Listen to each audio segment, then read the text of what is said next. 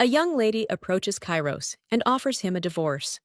The young lady's name is Lavertisha, and now she makes one of the most important decisions in her life to get everything back to normal. 10 years ago, the girl married Kairos, a very young duke, by order of the emperor, but she ended up trapped in another dimension due to an incident. During this time, her husband grew beyond recognition, and he was no longer a naive child. The guy used to need her protection, but now he is old enough to protect himself, so she is going to end the marriage. However, now the young lady is wondering why he is silent, after which she says that the young man is already able to take care of himself, and she believes that this is a suitable option for both of them. After all, they didn't want this marriage from the very beginning, so it will be better for him this way. The young man will only get angry after this, after which he says that the girl drove him crazy with her disappearance for 10 years, and asks for a divorce immediately after returning, so he wonders if this is a joke. The young man also asks if she knows how long he has been looking for her. The young lady understands that her husband has reacted strangely to this. The lady understands that something is wrong, because the boy whom she always wanted to cuddle, who looked like a barely fledged chick, he has become completely different in these 10 years. The guy at this time clenches his fists and tells the lady not to even try to escape from him, because it's impossible, and all this time only she was in his thoughts. The girl understands that something has seriously gone wrong. She also understands that Eugenia is an empire that ruled the continent, a famous nation whose fierce struggle for power matched its greatness. The previous emperor left behind many successors, and as soon as he died, a battle for the throne broke out. Many thought that everything would develop into a civil war, but one of the princes dragged another empire into it. When all the heirs were plunged into eternal sleep or were banished to the astronomer on the wing of the dark times, the only person who put up a fierce resistance was the current emperor. At his side stood a loyal shield and sword. This was Duke Voltaire, who was the commander of the White Knights, and a cruel assassin who was the vice-commander of the White Knights, named Lavertisha. The current emperor was able to emerge victorious in this struggle for power precisely because of them. Several months later, someone approaches the main character and asks if she knows how many times he called her. The girl suggests that somewhere around 3 times, to which her interlocutor replies that no, and he called her as many as 5 times. The young lady apologizes to His Majesty and then asks what they were talking about. But the blonde gets angry and says that she didn't listen to him at all. Then he claims that the country is just beginning to recover from the end of the war, and in times like these, good news is needed.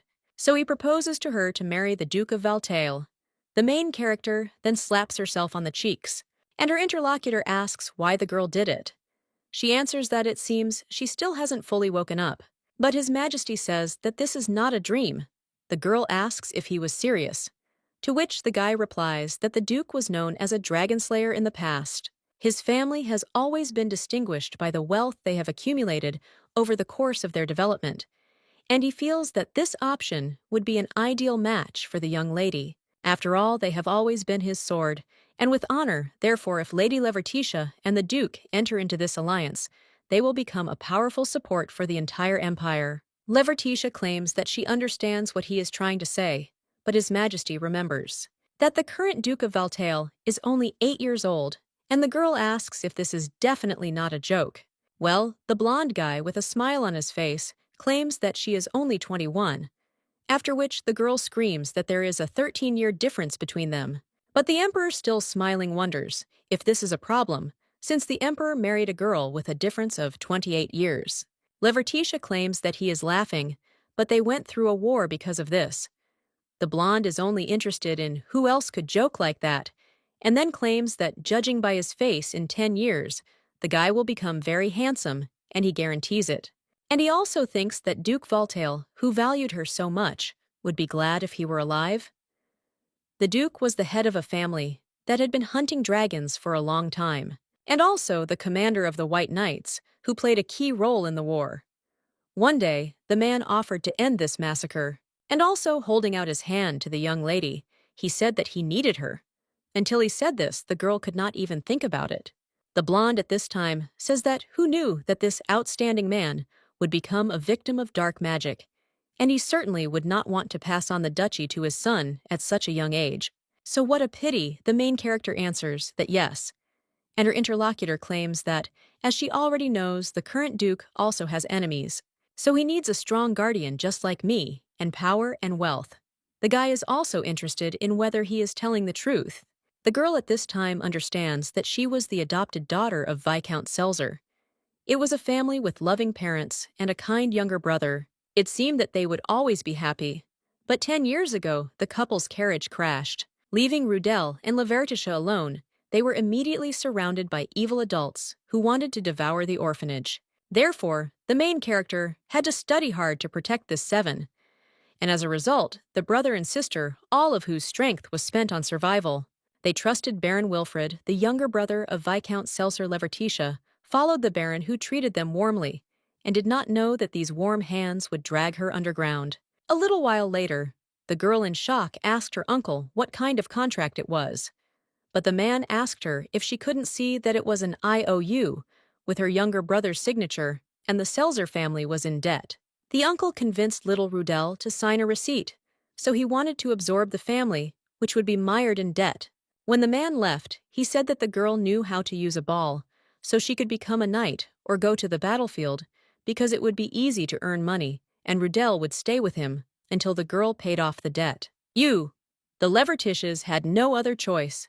Endless debts dragged the girl to the battlefield, and even the nickname of the money-obsessed didn't bother her. The girl only thought about how she could save her brother and the Selzer family.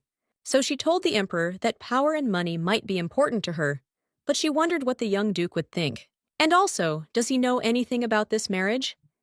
His Majesty replies that it seems that this is the essence of a marriage of convenience, and the main character asks if he really doesn't know. The girl understands that it is like marrying Rudel, and if they were the same age, but the young lady does not want to manipulate the child and drag him into adult problems. After which she says that she will think about it since it is His Majesty's offer. But when the girl is about to leave, the guy asks what if it is an order. Levertitia, with a smile on her face, replies that she doesn't care and wouldn't want to marry a child. That's what the young lady said. But in the end, things turned out differently. Now she's in front of the duchy. At this time, one of the knights approaches her and asks if the captain has refused to marry the duke. The girl replies that she has of course refused, but he wonders if he has forgotten the order of His Majesty, to which the boy replies that naturally, this young man is the vice-captain of the White Knights named Barton. The boy says that naturally they came by order of the emperor to deliver the things of the previous duke, after which the young lady hits him on the head and screams that he is half right. She understands that His Majesty's full mission is to deliver the pendant that belonged to the previous duke. They also have to make sure that his son, who is the current duke, wears it to the banquet. If everyone sees on it the relic that the emperor gave, then it will be official confirmation, maintaining a strong bond between the ducal and imperial families. The girl clearly sees that His Majesty is trying to bring her together with the duke, after which they enter the room and the butler asks them to wait there while he brings them to the duke. Well, when the young lady enters the room, she is surprised because she sees Scarlet Knights there. She also wonders why they are there, and realizes that the Scarlet Knights are the same defenders of the empire as the White Knights. But this is an elite that consists only of the highest nobility, so they value dignity and honor most of all. In other words, the White Knights, to which Levertish belongs, give preference to knights of any rank with suitable skills. They were sent to the front lines, a place which all knights' apprentices avoid, and his war for the throne of Levertish made a huge contribution. Therefore, the emperor's trust in the White Knights grew. At that time, the Scarlet Knights could only watch and criticize them. Relations between the groups were strained from the start and only got worse over time. The only reason why there were no direct conflicts between them was the difference in the tasks of their groups. Now the young lady understands that judging by the fact that this mission was entrusted not only to them, they must put aside old disputes and carry it out unconditionally. At this time, one of the knights asks why the girl is so tense, and does His Majesty really dislike the White Knights so much that he received a transfer of the former commander's pendant to them. This guy is the vice-captain of the Scarlet Knights named Egan Kellers. Well, the guy says that, judging by the reaction, they didn't even know about it, or so stupid that they don't understand shame. But at that very moment, the high-flying White Knights jump up and shout for the guy to watch his language. However, the blonde says that it is not for mongrels to judge this, after which the other knights laugh. The main character is silent at this time. But at the same moment, someone says that everyone has heard that there is one in the White Knights who will put anyone into eternal sleep for money. Another guy asks if they would get up to do something so dirty, while the main character at the same moment says that this is true, and she is the person who, for a good sum, can put even nobles into eternal sleep. Levertitia asks if he really wants to offer her money, after which the guy is surprised. The young lady claims that the entire imperial palace knows about his bribes, and that they even bought themselves out of the war with money, after which the girl asks if he was really that scared. But the vice captain only screams, asking where she heard that. Levertitia, with a smile on his face, asks what he will do, since he has always been the one who decides all the gold. But you can't buy a mongrel like that, after which the vice captain gets angry and tells her to stop talking nonsense. He'll also deal with the dog first, but Barton just tells Egan to hold his horses. After all, he is talking to the commander of the White Knights. The other knights then whisper among themselves in shock and wonder if this is the emblem of the leader of the knights. Another one of them asks if the appointment ceremony has already taken place, and if the girl received the position during the chaos of Duke Valtail's eternal sleep. The main character thinks how noisy it is there, and wonders if they really thought that someone would organize an official ceremony in the middle of a war. Levertitia also understands that how could the knights of the palace know news from the battlefield? But the polite address in accordance with her rank did not change. Egan realizes that he has barely become vice captain, and this girl has already been made leader. Levertitia, watching all this, understands that his thoughts are obvious, and now this guy will at least quiet down a little. The young lady is also interested in what the Duke is doing, and why there is still no news from him. But then the girl hears some strange sound, and wonders if something has happened to the guy. The young lady immediately rises from her seat and turns to Barton, asking if he heard. The blonde man wonders what they are doing there, and the young lady opens the window and says that she will go check, but let the vice captain stay there just in case. But when the main character jumps, the guy in shock asks what she is doing, because this is the third floor. The blonde says that this girl is crazy. The young lady at this time approaches the maid and asks what is going on there, because she heard some scream, after which the maid screams that the Duke is upstairs, and when the main character looks at the tree, then he wonders if this boy is the current Duke Valtail. Another maid, at this time, asks if the Duke has climbed the tree again, but they kept calling him, but he pretends not to hear. The girl realizes that this guy looks even younger than she imagined, and the young lady is unsure what to do now. One of the maids claims that she will have to wait until the Duke comes down, even though the knights of the palace have arrived. Well, at that very moment, the main character starts to climb the tree, after which she ends up next to the young man. And she says that it seems that he has a look that looks into the very soul, and also claims that she is pleased to meet the Duke. Levertitia introduces herself as the commander of the White Knights. The guy then asks who she is, and he tells the girl to leave, after which the lady thinks what a little bastard he is, and also extends her hand to him. But the Duke jumps down from the tree on his own, and then starts running away. The maids follow the master and tell him to come back, because he is a guest, and they are waiting. The main character thinks that this guy is pretty fast, but doesn't look like some wild animal, and looks more like a kitten. She also realizes that this guy doesn't seem to know anything about her, and maybe it's because of his age that he doesn't know the details of the war. The girl also understands that since he is on guard, it will be difficult to get close, but nothing can be done about it, so she will try to do everything carefully so as not to exert unnecessary pressure. At this time, the guy goes deeper into the forest and says that he went far away so they won't find him there. But at that very moment, he remembers that he forgot the book. But there are only a few of them on the continent. He also understands that it's all because of that woman, because he climbed the tree so that no one would bother him, and she ruined everything. The guy also thinks who she is, and remembers how the young lady said that she is from the White Knights, after which he understands that it seems to be his father's order. But the young man also thinks whether she is the new commander's. And this lady's movements were clearly different from the knights of the duchy. This girl looked like his father. After which the young man says that it is annoying, but at that very moment, the main character appears next to him and asks if he has any problems. The guy steps back in shock and asks how the lady got there. Well, she just hands the boy a book. And she claims that she came to return this, after which she asks if this book is his. The red-haired boy takes the book and then asks who the lady is. Levertitia replies that she is a knight from the imperial palace, but the young man replies that this is not what he asked and asks if she knows who he is. Levertitia replies that she knows, and he is the Duke of Valtale, and also the heir of the previous duke who died from dark magic. The girl asks if everything is correct, to which the guy replies that he has been wondering why she then speaks to him so disrespectfully. Levertitia replies that she is impudent in life, and even in front of the emperor, but the young man says that she has a head still in place.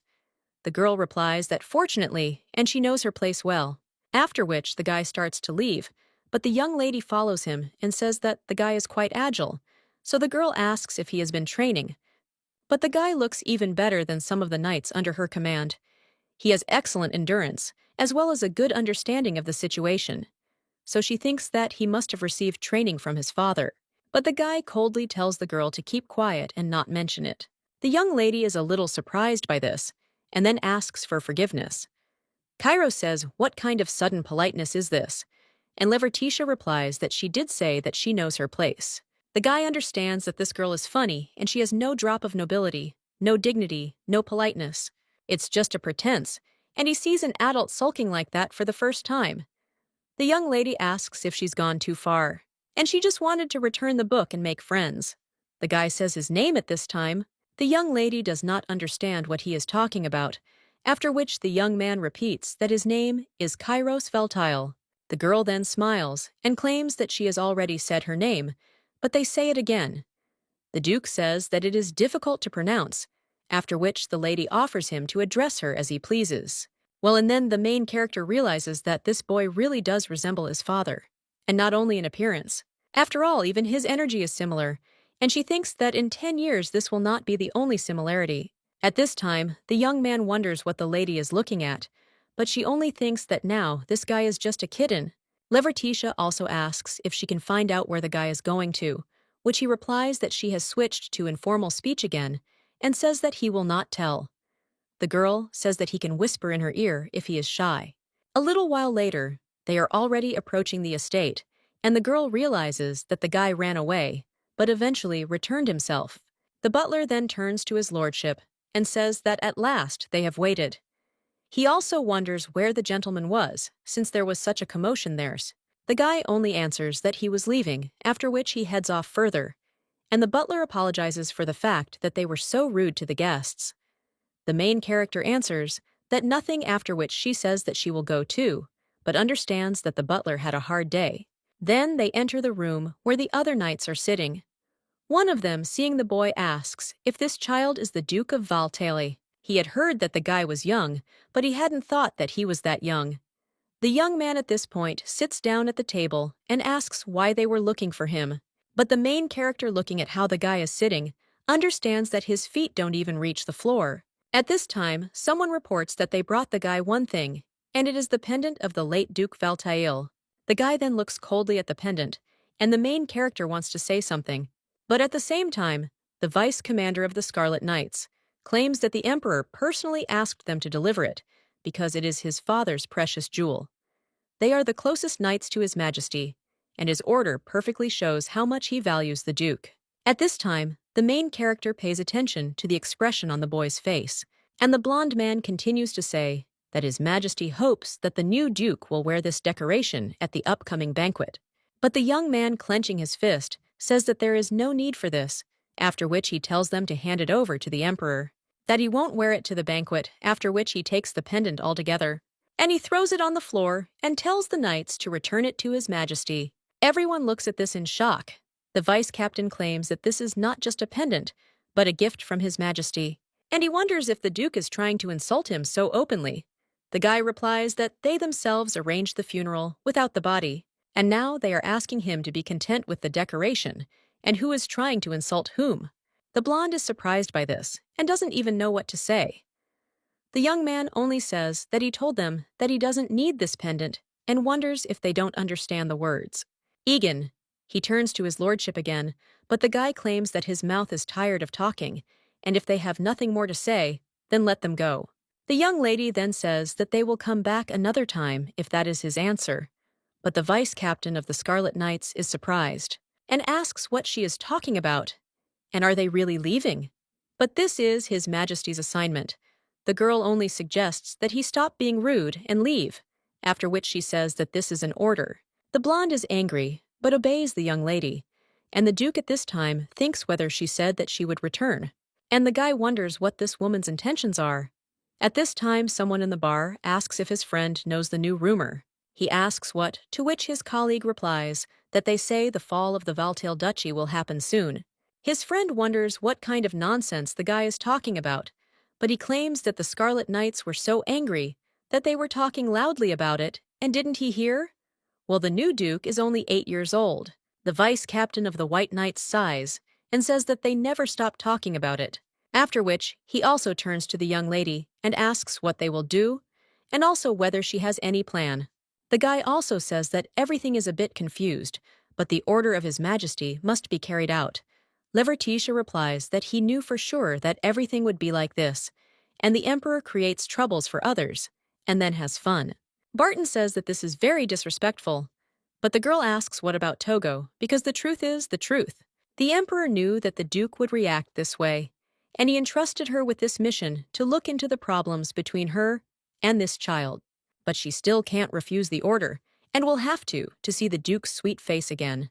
The girl also says that she wants to go look for his counters, after which the commander in the egg could not be surprised, and asks what she is talking about. At this time, the main character asks for another mug, but Barton says that she is already drunk, so he suggests stopping and going.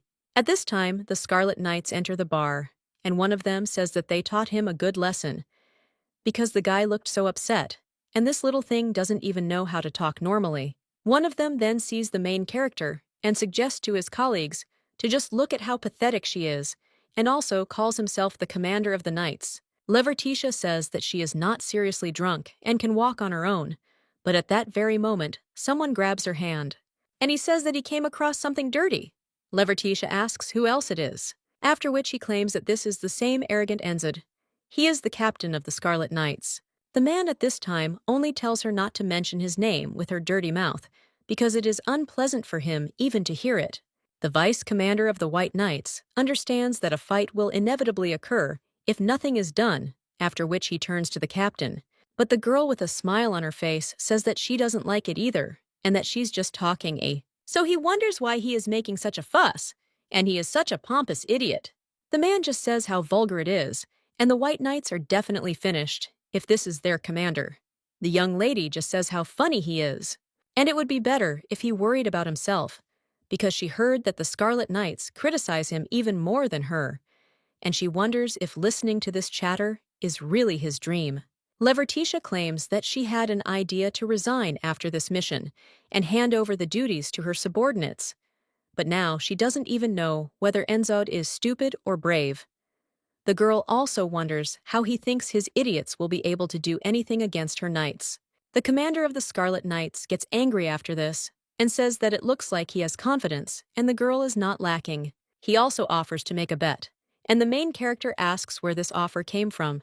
The man claims that His Majesty's current mission concerns the Duke of Valtail, and he must appear at the banquet with the previous Duke's pendant, and then he will completely hand over the task to the White Knights. After which the man throws the knife, and he flies past the head of the young lady. She asks if he really wants to dump this headache on them, and if so, then he shouldn't even dream about it. But the man claims that he will offer conditions that will please her if the White Knights complete the task. Then, half of the annual budget of the Scarlet Knights will go to her people. The main character is surprised by this, but the Knights of the Scarlet Knights are no less. The man says that in case of failure, the girl will refuse the positions and disappear. Levertitia asks how this is supposed to work, since His Majesty the Emperor personally appoints the commanders. After which, Enzod smirks and says that then there will be another condition. The girl will admit her incompetence and will apologize to the Scarlet Knights on her knees. At this time, Barton tells the captain to wait, and the commander of the Scarlet Knights tells that this bastard should not interfere. The main character is only interested in whether it is enough for him to put her on her knees. Then he picks up the fork from the floor and throws it right where the knife is, and also asks if he really wants to try to take her head. Enzod clenches his fists and claims that he is not going to get his hands dirty for such a scumbag. After all, she herself will plunge into eternal sleep somewhere. But the girl thinks that it would be more fun that way, after which she says how boring it is. However, she still accepts the challenge and says that they will never lose the vice captain, then turns to her in surprise. She also claims that a year's salary is at stake and wonders if they have enough money. The man replies that he thought that the girl would agree, and the dog, blinded by gold, would end up on his knees in front of them, and she won't do anything about it because the task must be completed before the banquet. A little while later, the girl is lying in bed, and the vice captain is telling him everything that happened yesterday. Levertitia suggests that he not make noise because her head is already buzzing from a hangover. The guy at this time claims that this is too reckless a bet, but the girl asks if he knows that she is ready to plunge people into eternal sleep for coins, and there's nothing to be done about it. But the vice captain still turns to her, after which the girl puts her hand on his shoulder and suggests that he calm down. She also asks if the White Knights can be scared by such a simple task, and she always does what she is told. So let the guy not worry and just settle down and relax. Levertitia understands that she just needs to persuade the child, and there will be no problems with this. But a little while later, when the young lady comes to his lordship, she turns to him, and he asks if it is possible to lock people on the balcony, and also if he can open it. Levertitia understands that she could not even try to convince him, as she immediately fell into a trap. The young lady realizes that she followed him when he wanted to show her something, but she should have guessed that this guy would try to get rid of the one who is in his way. But since they've come to this point, she has only one method left. The guy then turns around and wonders if the girl has simply given up. But then he shakes his head and thinks that he better not look there, because this is a lady pretending to be friendly for no particular reason. But he knows that it was an order from His Majesty and does not want to think about it. The guy understands that he can lead the duchy without the help of the emperor. He needs to prove it, so he will become stronger and smarter and do his best. 30 minutes later, the young man asks why dark magic, and the young lady compliments him and asks if he wants to know why this magic is forbidden. The lady claims that she can cause significant harm, not only to one side, but to the entire continent, and even in their empire, there is a strict ban. The young man then says that it is clear, but in shock asks how the lady got there. The girl with a smile on her face replies that she jumped from the balcony and entered through the door, after which the young man says what kind of monkey she is and asks where she got the cookies. Levertitia replies that the maids shared, and they are so loyal to him. The young man then says that his opinion will not change no matter how much she tries, so the lady's train simply leaves. But the girl just hands the guy a cookie and says that it's delicious, and also asks if he wants to try it. The guy says that she is a crazy knight, but the young lady thinks how cute he is. Levertitia says that if he really wants this, then she will leave, but he still hasn't kicked her out by force. After which the lady asks if he is not interested in his father's past. After all, the adults around him probably offered him some semblance of politeness, consolation, or compassion. But deep down they were rather glad that their family was not being dragged into this. The guy then asks how the lady knows, and she answers that she often felt afraid, but she could not give up her mouth and her heritage. That's why she read as many books as possible, avoided people in order to gain the power that would help her protect her family. The young lady thinks that she understands this feeling better than most, because she has walked the same path. But if you constantly keep moving forward, sooner or later you'll break down, and the guy doesn't need to repeat her mistakes. After which the young lady says she's grateful for his hard work, and he understands that the Duke feels because she was the same. The young man then says that the lady is definitely a strange person, and the main character looks at him in shock, and also thinks, did he almost cry? But she wanted to tease him a little. But it's amazing because the guy was able to restrain himself in front of a stranger. Levertitia offers to talk, this time, honestly asks why he doesn't want to get a pendant. After all, it belonged to the boy's father. But after that, the young man says that he is not his father. The main character asks what this means, but hears only silence in response. And she understands that the guy doesn't seem to be going to answer. She also thinks that let him do as he wants. Although the girl was unable to hear his true thoughts that day, she still continued to visit the Duke's estate. Levertitia made friends with the local maids and played hide-and-seek with the young master. This can be called taming, and the girl thinks that they will become closer if she continues this. At the same moment, the butler turns to the Duke with concern, and he asks what happened. The servant replies that a guest has come to see him, and the guy asks who it is, after which the man replies that Duke Everett has arrived. This makes the young man tense, and the main character thinks that it is about the family of Enzod, who is the commander of the Scarlet Knights. The conversation will be difficult, because in terms of status in the Empire, he is equal to Duke Valtail. They are not close enough for Duke Everett to simply visit the guy. That's why the main character thinks why he came, but then she sees how the guy is shaking, and asks if he is okay. The girl understands that this young man seems scared, but she thinks why? And maybe he did something to him, just like the uncle who took her Rudel. After which the main character thinks that he shouldn't make such a face, and puts her hand on the guy's shoulder. The young man immediately asks what she's doing, but the main character only tells Kairos Valtail not to be afraid of anything, because now he is a duke. So let him behave calmly and confidently, and no matter what happens inside, he will be fine because she will protect him. The young man then tells the girl to keep this promise, agrees to something. She also says that he may not know, but she is quite a famous knight.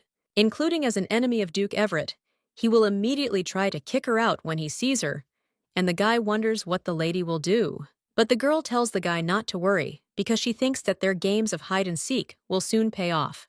A little while later, they enter the guest room, and Duke Everett asks if the boy chewed well. The young man replies that yes, after which the man says that he hasn't been able to visit him for some time, and asks if the guy has collected his thoughts, to which he replies that yes, and thanks him for his concern. The man says that he is glad to hear this, after which he says that he forgot to introduce someone, because today he did not come alone, after which he says that this person should come in.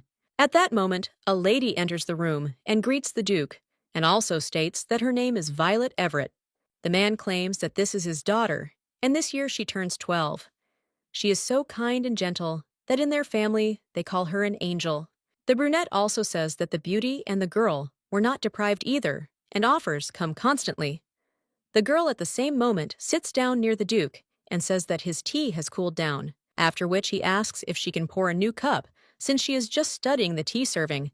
The guy is surprised by this, but still says yes. And the man claims that the girl is working hard to become an assistant to the future empress, and he thinks that if her age allowed, the lady could lay claim to the empress's place.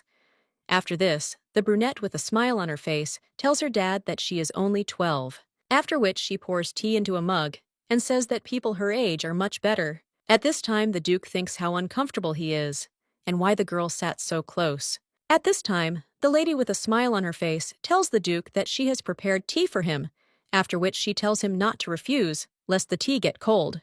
The guy at this time closes his eyes and thinks when they will finally leave him alone, after which the girl drops the mug and it breaks. Some of the tea falls onto her hands, and the man immediately cries out to his daughter, and the maids ask if she is okay.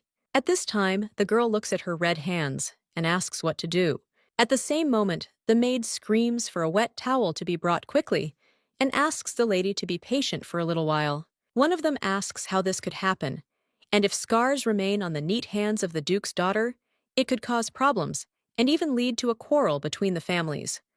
The guy at this time claims that he did not do it, but the Duke only asks his daughter if everything is okay. The girl with tears in her eyes that everything is okay. And it was her first time meeting the Duke, so she was a little nervous, but she still asks him to be a little kinder to her next time. The man then tries to calm his daughter down, but then with a smirk on his face says that nothing would have happened. If the Duke understood her feelings, the guy at this time thinks that it was not him, and he only touched the cup, but did not push it to fall. However, the young man wonders if the fault really lies with him, and what should he do if the girl gets hurt. But at that very moment, someone opens the window and tells them to wait, because the Duke is not to blame for this incident. At the same moment, one of the maids asks, "Miss, how she got there, because it's the second floor." Someone else says that they asked her not to go in through the windows, because it's dangerous. But the girl says that it's nothing, because she already climbed the tree after the Duke. One of them then asks, "What if the lady suddenly gets hurt?" Well, the Duke's daughter immediately asks who the lady is, and how dare she do such a thing. The main character only replies that she is glad to meet the lady, and she is also the commander of the White Knights named Levertitia. The girl then asks if she is really Levertitia from the White Knights, and Duke Everett says what a nasty girl she is. The young lady then says that now she understands from whom Esnod picked up these words. And the guy is just like his father. The Duke's daughter asks if the girl is trying to insult the Everett family, after which she tells her father that they should arrest this rude woman. Well, the main character says that, alas, without an order from His Majesty, they will not touch her with a finger, because she is his first sword. The girl then says that she was told that the first ball is her brother Enzod, after which the Duke turns to his daughter and tells her not to bother her head with such things, and also simply ignored this girl because she herself does not understand anything. The Duke at this time is watching the lady, and he understands that she came after all, and also kept her promise, after which he understands that he will not be afraid. And he claims that it is not his fault, because he did not break the cup. The guy understands that he will keep his part of the promise, after which he says that it was a light touch, which was not enough to knock the cup out of his hands. Levertitia replies that she saw it too, and as soon as the Duke extended his hand, then the girl threw the cup on the floor. And after all, the daughter of the highest nobles of the Everett family does such things, so what a disappointment it is. The girl then claims that she didn't do it, and wonders if they really want to blame her for everything. The main character asks if she is talking about the accusations, after which she says that this is just advice, because the lady will not spend a day in the imperial palace if she enters there with such skills. After all, a lady would be better suited to a place as an actress in the theater than as a servant to the empress. The girl then gets angry and takes the cup in her hands, after which she throws it at the main character, and asks how this girl dares to be rude to her. Levertitia only asks if she really throws cups, and that's great. After which, he wonders if it was really her they called a gentle angel.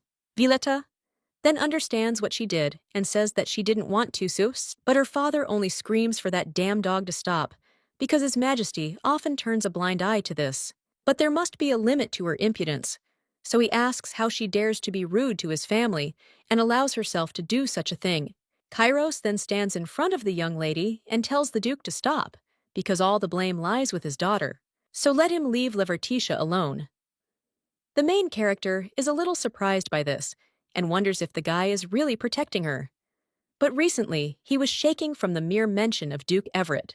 At this time, the man thinks what a petty, persistent person this is, after which he turns around and apologizes for the inconvenience.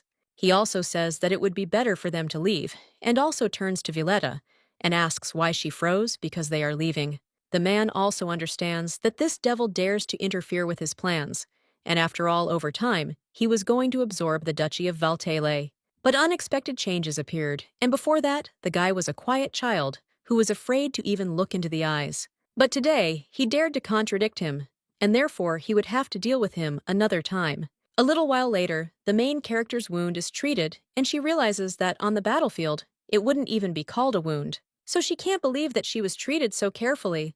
The Duke then asks if her arm still hurts, while the main character asks what he's talking about after, which he claims that she's fine. The guy also asks why the hell she covered herself with her hands if she could have just dodged, and what they would have done if they had hit her in the face. Levertitia asks if he is really worried about her, and his sister, Levertitia, has seen worse things happen. The guy then just looks away and tells her to stop teasing him. He also asks what he should call her if there is a name that is so hard to pronounce. And then he claims that from now on, she will be Letty, to which the girl replies that it is fine and addresses the Duke as Kai. The guy asks why she shortens the name without asking, but the girl asks if he himself did not do the same. The young man says that he is 8 years old, is a child too, but she replies that no, and she is older, after which the guy asks how old she is, and his interlocutor replies that she is 21 years old. The lady says that she is also young, but the guy just says that he can't believe it. The main character then also wonders if Duke Everett always comes and behaves like this. The guy replies that yes, he often came to ask about the affairs of the duchy, or him. Levertitia understands that this old man clearly did not want to communicate because he was planning something. The young man then says that he is afraid of the Duke, and if the lady had not intervened, he would have remained the man who poured boiling water on the Duke's daughters. The main character then asks what the man told him, but when the guy remains silent, the young lady wonders if it is really too hard to say, after which she claims that in her childhood there was a person whom she was also afraid of, so she understands what he feels. The young man then wonders if she really had one like that. And that can't be true.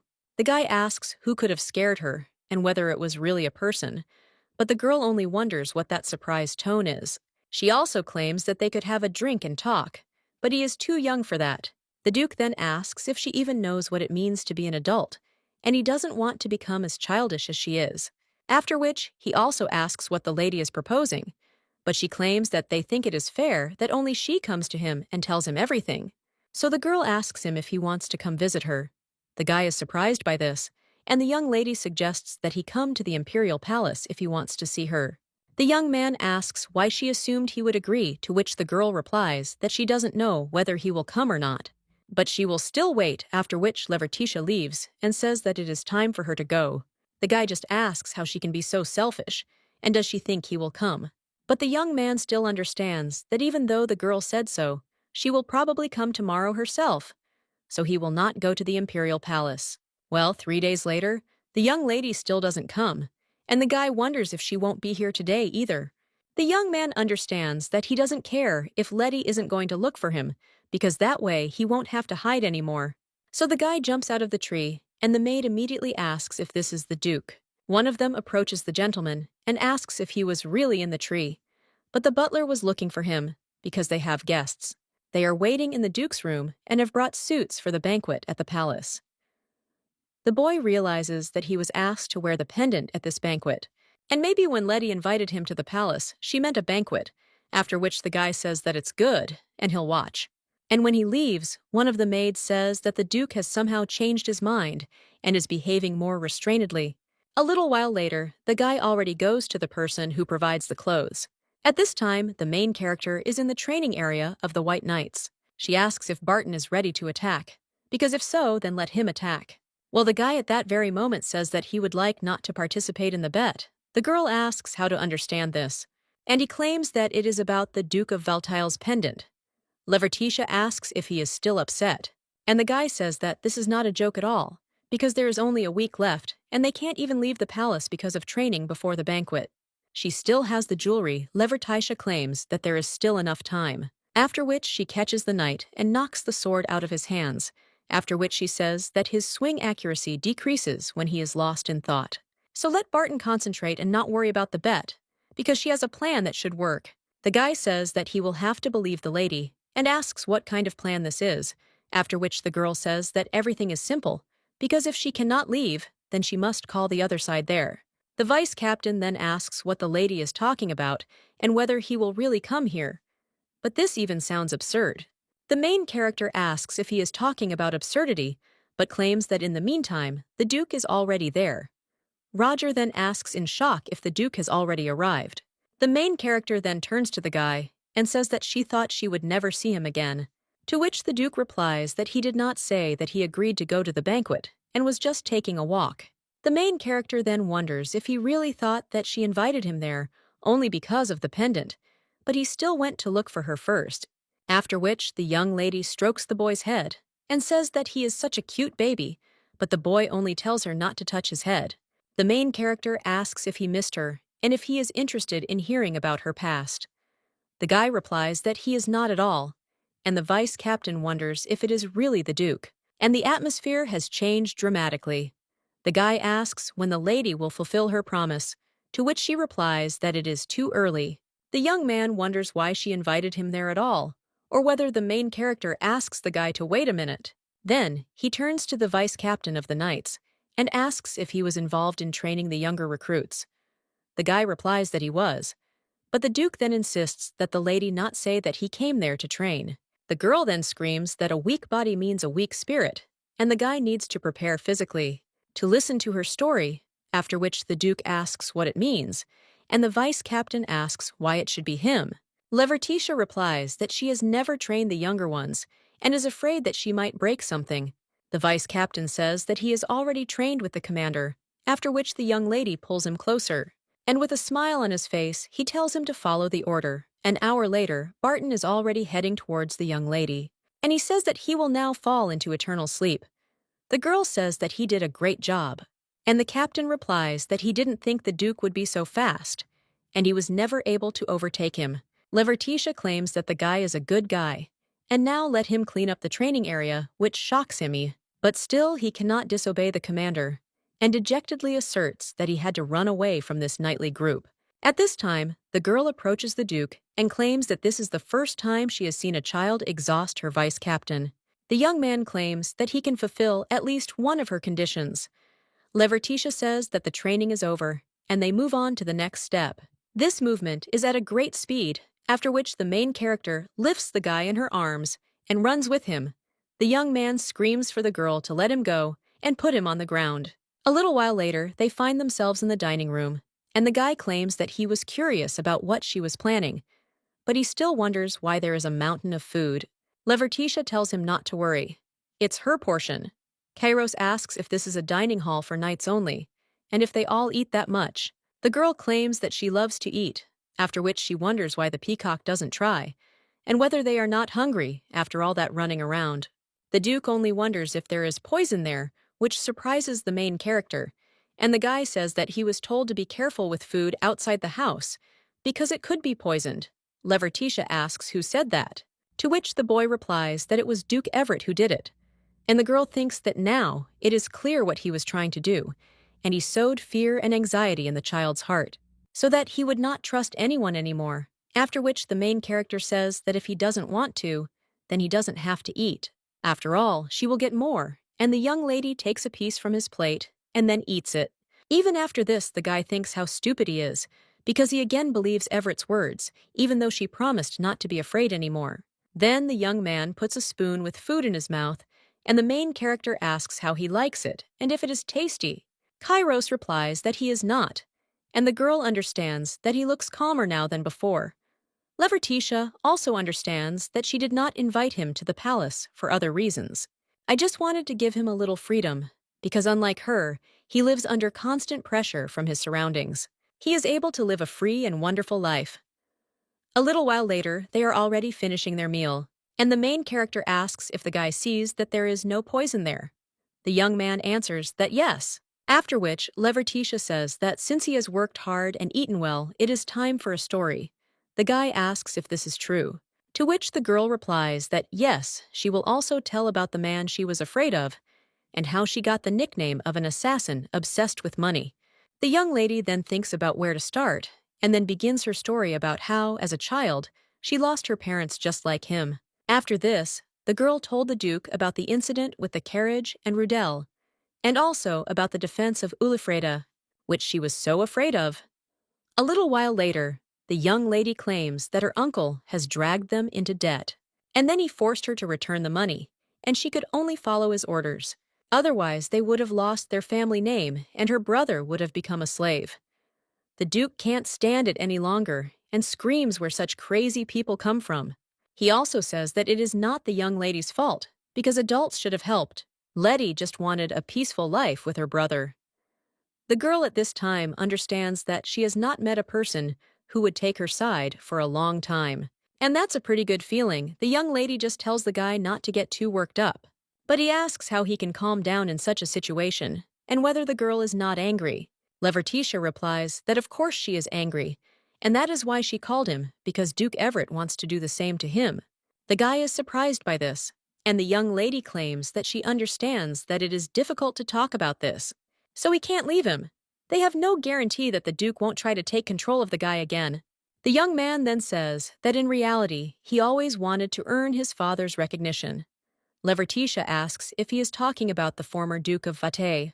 Kairos claims that the girl probably knew that his father was a hero when he was just born. At first, the guy admired him and wanted to become like him, but at some point, the father stopped coming home. The last time the boy saw him was when he was 3 years old, and many people talk as if they knew him well, but not him. The main character claims that the Duke was busy managing the knights, after which she even apologizes. Kairos says that nothing, and he was told this often, so he tried to understand, but the boy also thought about his sick mother.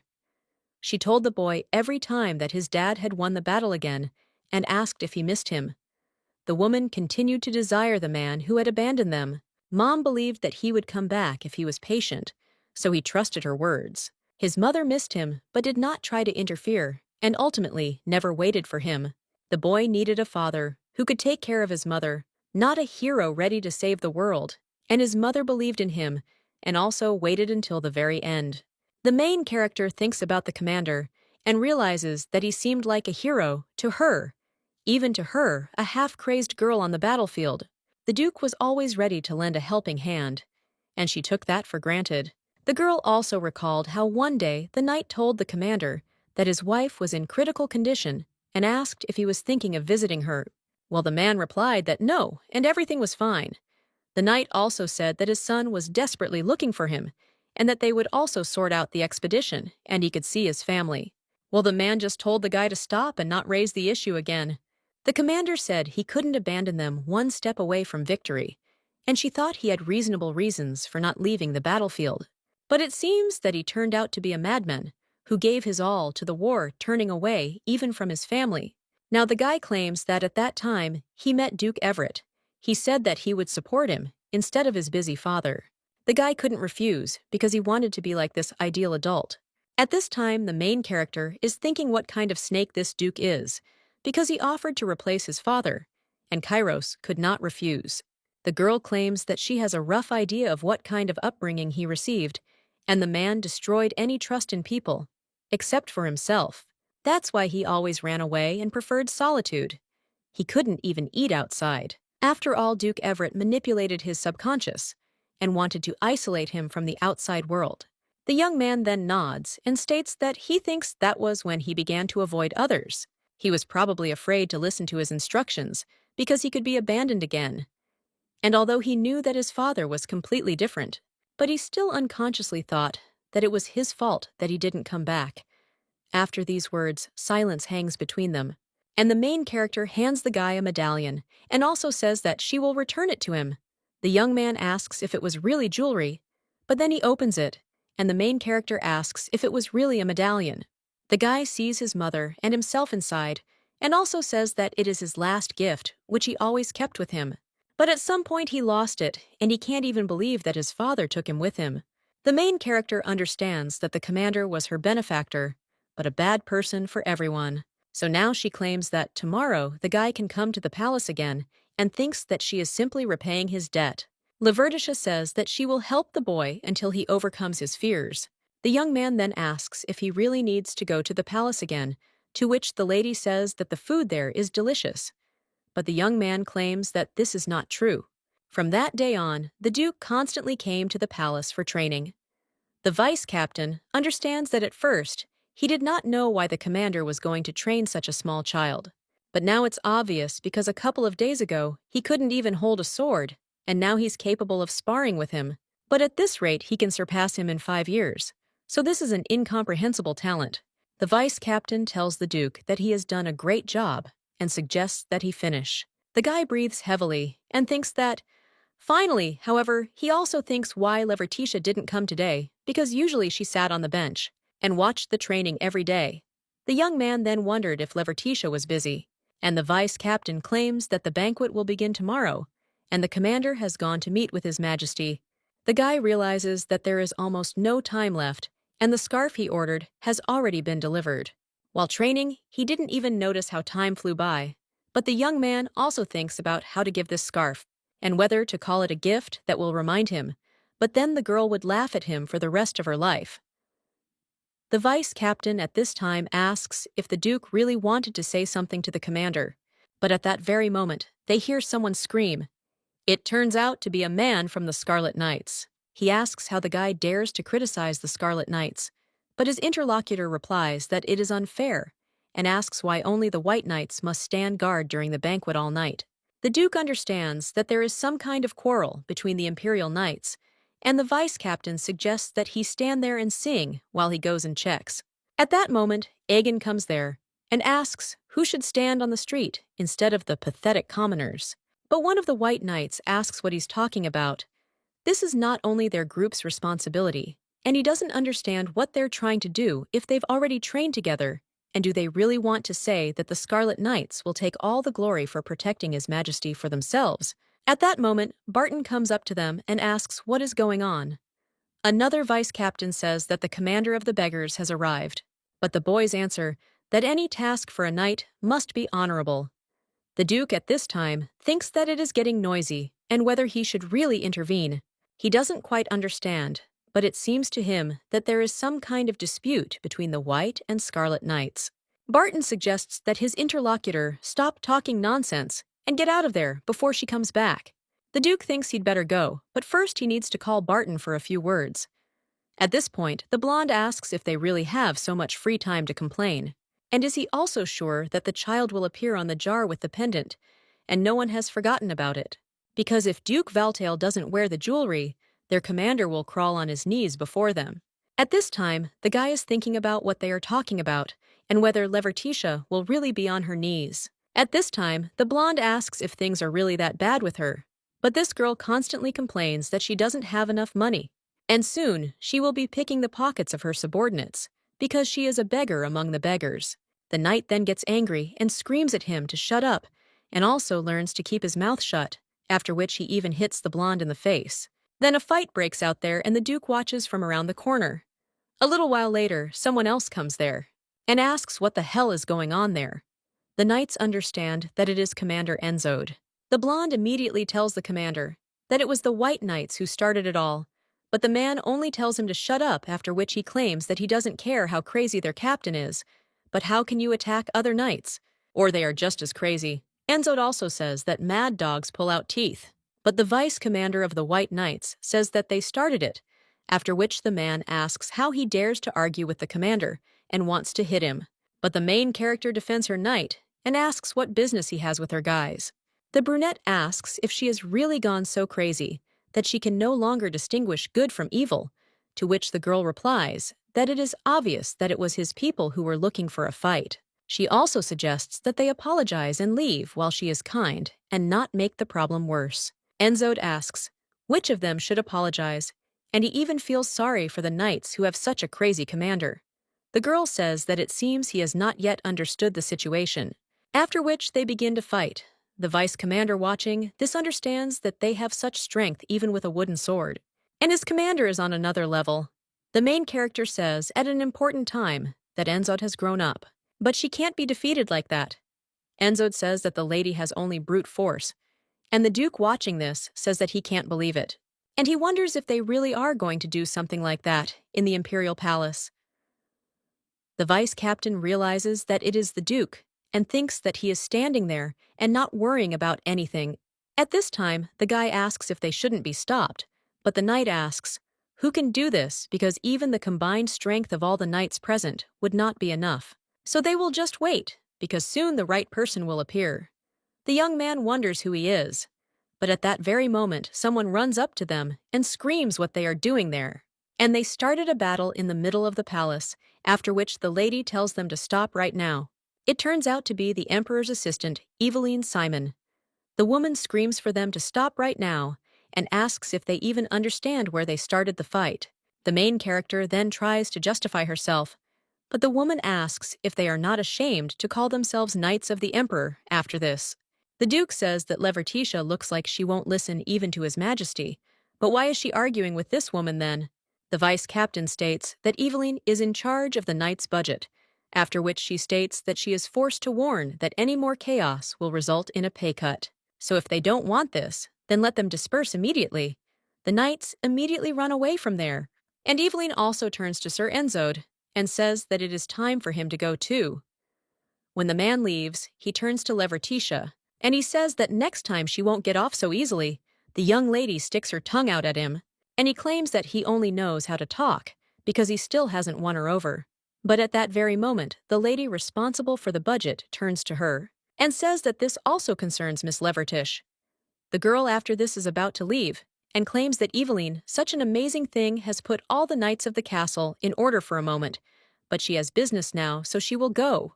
Well then, Eveline grabs the lady by her clothes and asks why she always ends up in the center of these conflicts. She also claims that it is important for the fulfillment of her mission, but that the lady should try not to disappoint His Majesty Levertitia, claims that she should tell him how Eveline takes care of him, and the whole country will prosper with so many loyal subjects. Evelyn just tells the girl not to put powder in her eyes and just get down to business.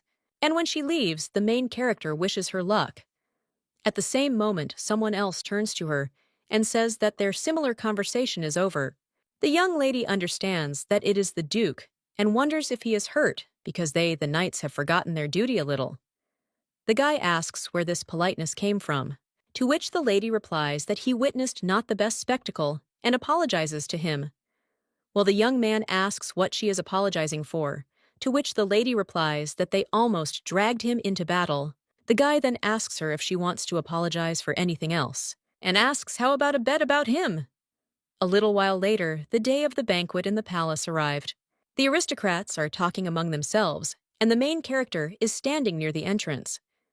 Then Eveline addresses her, and he asks why the lady is sighing on such a good day, because yesterday she tore the Scarlet Knights to pieces, and she thought that she would be happy to be responsible for guarding the banquet hall.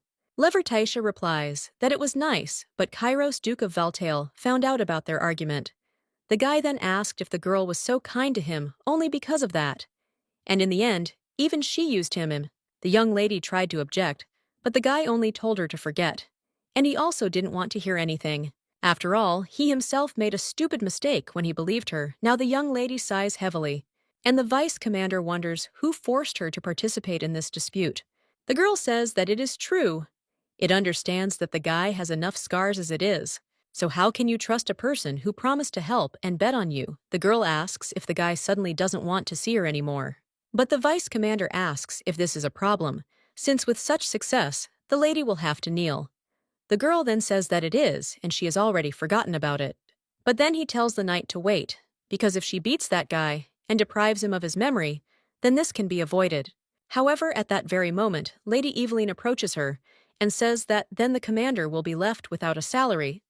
Levertitia replies that she is ready to risk even her life to protect her. The woman then says that this is the lady's first official appearance in the role of commander, so let her correct the impression about herself. At that moment, another commander approaches her and says that she is chatting and enjoying life as usual. The main character wonders if he is asking for trouble again.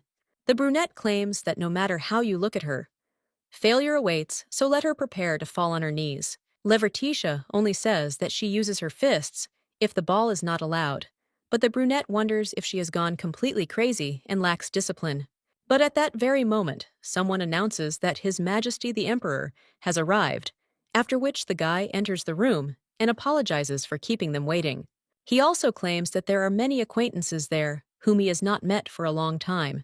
The two commanders immediately greet His Majesty, and he claims that they have done well, after which the guy sits down on the throne and states that he would like to thank everyone who has gathered today.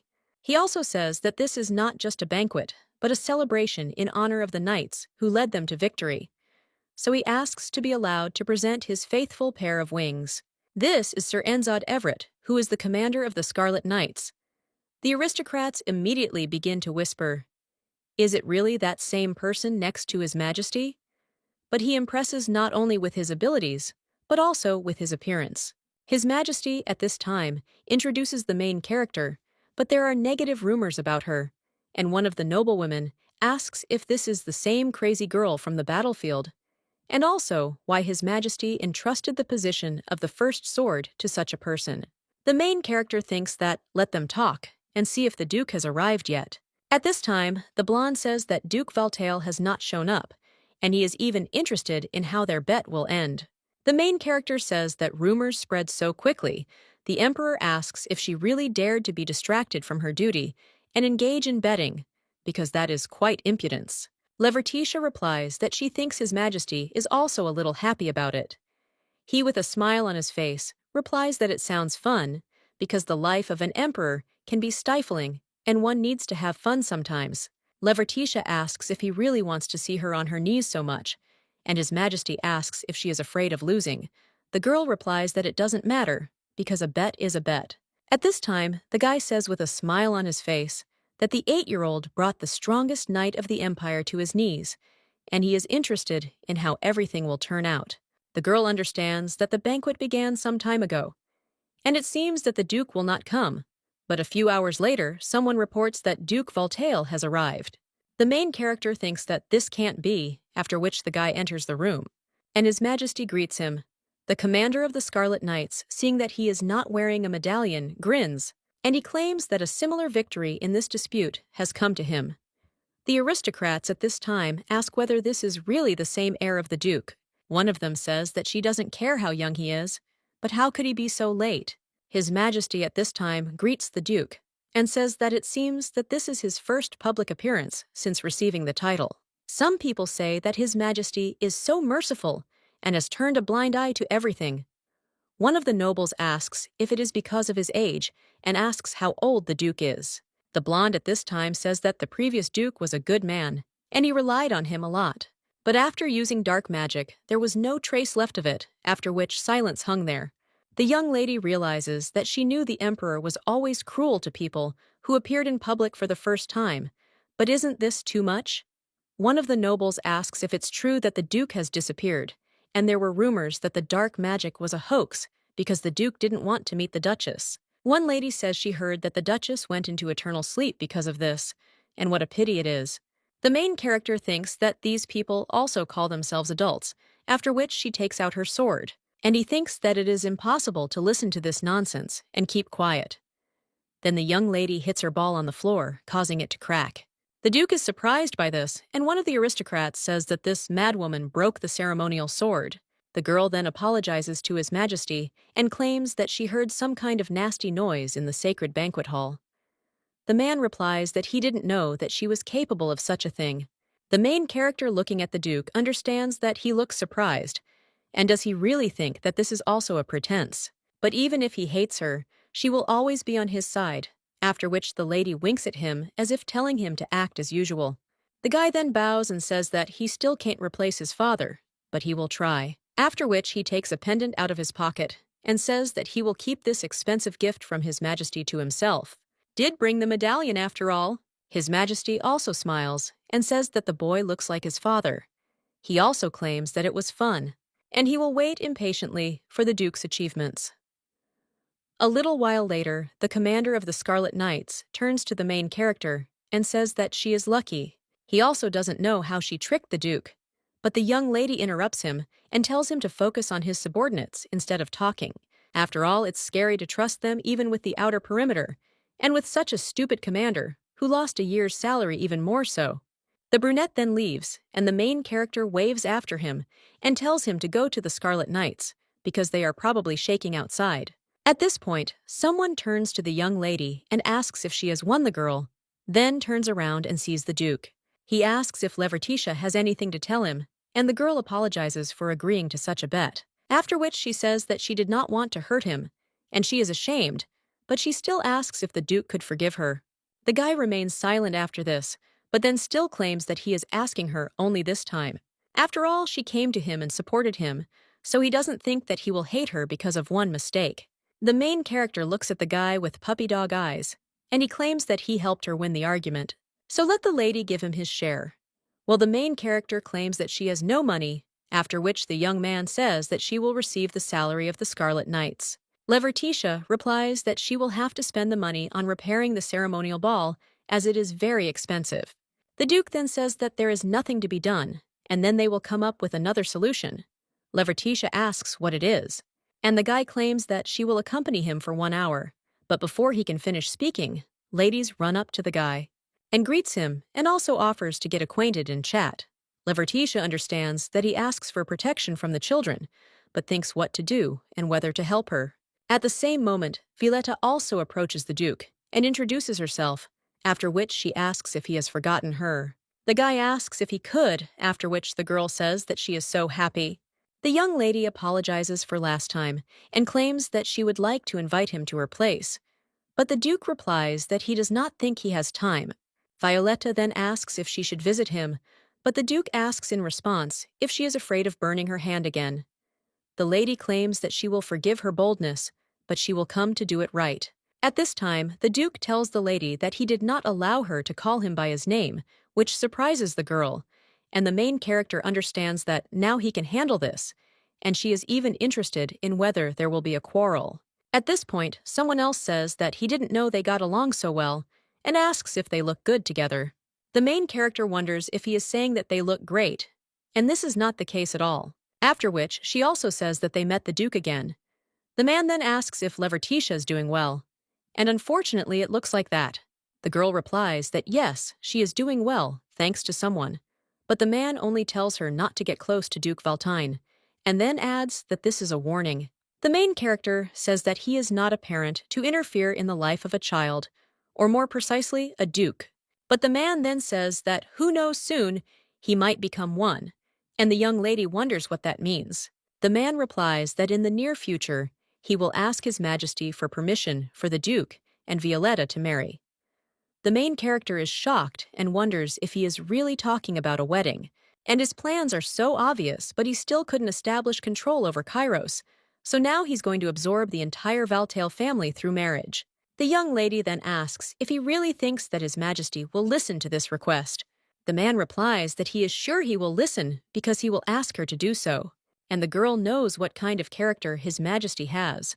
After all, he is a man with a strong will to live. But he has already reached his maximum, so the great families must unite, and all for the sake of His Majesty. The man also says that if the lady has no other ideas, she will not refuse this loyal vassal. Levertitia is only interested in whether he is a loyal vassal. But then she claims that if her memory serves her several years ago, he served another prince. And it seems that it was the execution of a traitor, so it is good that the Duke escaped the same fate. The man then says that everything is in the past now, but thinks how dare the girl mention it. But soon this mad dog will not be able to talk like that. The Duke is among the girls at this time, and understands that this is why he asked Levertitia for an escort, and he wonders where she disappeared to. After which, the guy sees Duke Everett, and realizes that this is the first time he sees him so angry. Levertitia has done anything dangerous. At that moment, Violetta tries to appeal to the Duke again, but he only tells the girl to leave. The man at this time tells the young lady that it seems that the promotion to the commander of the knights has lifted her spirits, and he wonders if this place reminds her of a battlefield. The girl replies that there are not so many splashes of red liquid, but there is something in common. The man replies that she does, and asks how long His Majesty will remain by her side. And the girl replies that she thinks he will remain by her side until the end of the Duke's life. The man then asks if she understands what she's saying, and Kairos understands that this time he does not want to just sit and watch, after which he drops his glass and claims that he accidentally broke it, after which he also says that his clothes got dirty, and he turns to the young lady and tells her to go with him to the restroom. The main character asks if he is talking about her, and the guy asks who else if not her, after which he suggests that she just follow him. The Duke watches the two leave at this time, but after that he gets angry and also thinks how dare the guy do such a thing. When the main character ends up with Kairos in the restroom, the guy finally sighs. Levertitia wonders if he was really holding back his fear all this time, but when he first stopped the Duke, or he broke the glass, and then gathered all his courage to save her. So now the main character thanks him for his help. After this, the guy just turns away and says that she also helped him, so he doesn't want to remain in debt. The main character claims that she understands, and then reaches out to pat the guy on the head. But the young lady remembers how the Duke said that he would receive permission for the wedding of Kairos and Violetta from His Majesty. She also thinks that the Duke was right, because it was a union of two large families. It will significantly strengthen the position of the emperor, and the empire will gather enormous power. But if Kairos marries her, the girl will no longer be able to protect him, and he will be a child who will still remain someone's tool. The girl also recalls how the emperor proposed that she marry the guy. At this time, the young man turns to her and asks if the girl is not going to stroke him. Levertitia, after that, she joyfully strokes the guy's head and asks if he really waited so much. The young man replies that it's not true and to pour out. The main character understands that she would never have thought that she would take that crazy proposal seriously. Kairos then turns to the young lady and hands her a box with a gift. The girl asks what it is, and is it really a gift for her? The guy replies that it wasn't him, because the maids asked him to give this gift. The main character then thanks and claims that she will take it, and she is also interested in what the Duke gave her. When the young lady takes out the handkerchief, she is surprised, and the Duke wonders if she doesn't like it. The girl only wonders where he got the handkerchief from, after which the guy asks what she's talking about and suggests that she just say it if she doesn't like it. Well, the girl replies that this is not the case and asks whether he ordered this error or whether it was there from the beginning and whether someone told him to give it to her. The guy realizes that this is the first time he sees the young lady in such confusion, after which he claims that it was an order from Baron Balast's store. He chose the embroidery from the options that the Baroness showed and did not even know the name of the flower. Levertitia claims that this flower has the same name as hers, and of course he could not know about it. Because the kindest and warmest parents in the world created this fake flower, especially for their little daughter. They had long since fallen into eternal sleep, and the girl had already managed to forget about it. But now she says that she is truly grateful to the guy. At this time, the young man thinks how strange it is, because this is not the first time he has seen Letty smile, but his heart has never beat so fast. The girl at this time remembers how her mother asked if Levertitia knew the name of this flower. The young lady answered her mother that she did not, after which the woman claimed that this flower is called Levertitia, and the little girl asked if this was true, because if so, then they have the same names. Levertitia then asked when she would be able to see this flower, because she really wanted it. But the woman replied that the girl would not be able to see this flower growing far to the north. The woman also said that it was nothing to worry about, because her beloved Levertitia was enough for her. Now the young lady remembers her mother, but still wonders how this flower ended up in Estelle's store. The guy replies that he heard from the Baroness that 10 years ago a viscountess came to the store. She asked if they could make embroidery in the shape of this flower, because it was a birthday present for her daughter. But the viscountess never came for him, and the guy accidentally saw the work that she was keeping, so he took it. The young man also wonders if it could be that the viscountess was the young lady's mother. But the girl claims that this is all strange, because her uncle said that they crashed at karate. When they returned with her gift, the young man was surprised and said that the viscountess had not taken her handkerchief, and the main character claims that it turns out that someone lied. At this time, someone in the underground gambling hall of the capital says that he is betting everything. It turns out to be Levertitia's uncle Wilfeld. The other players then give up, after which someone asks if the Baron has won again. The man just takes his chips and apologizes. Then she asks if they will put more this time. At the same moment, the main character presses the man to the table, and he says that the uncle won so much, so luck is definitely on his side. The man is surprised by this, and someone else at the table asks how the girl dares to do such a thing. Well, then one of them is surprised and asks if this is really the Emperor's sword, after which they get really scared. One of them leaves and says that it's none of his business, but the other asks if the guy is really scared of the woman and let him call security. Well, the girl claims that they were a little late with this song. All the security guards were already unconscious, after which people immediately started running him. One of them says that there won't even be any bones left if a dog catches them. The young lady at this point turns to her uncle and says that they can now talk in silence. She also claims that her uncle lied to her. But the man says that this is not true and asks how she dares to do such a thing, and whether she has already forgotten that she owes her. The girl asks if she really owes it, and he forgot who it is because of her that she is in debt.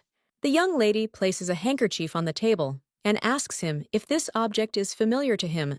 But this is a gift that her mother prepared 10 years ago, so it's all very strange. After all, the person who created it said that no one tried to take the scarf, and the uncle said that the carriage crashed when the parents were returning with the gift.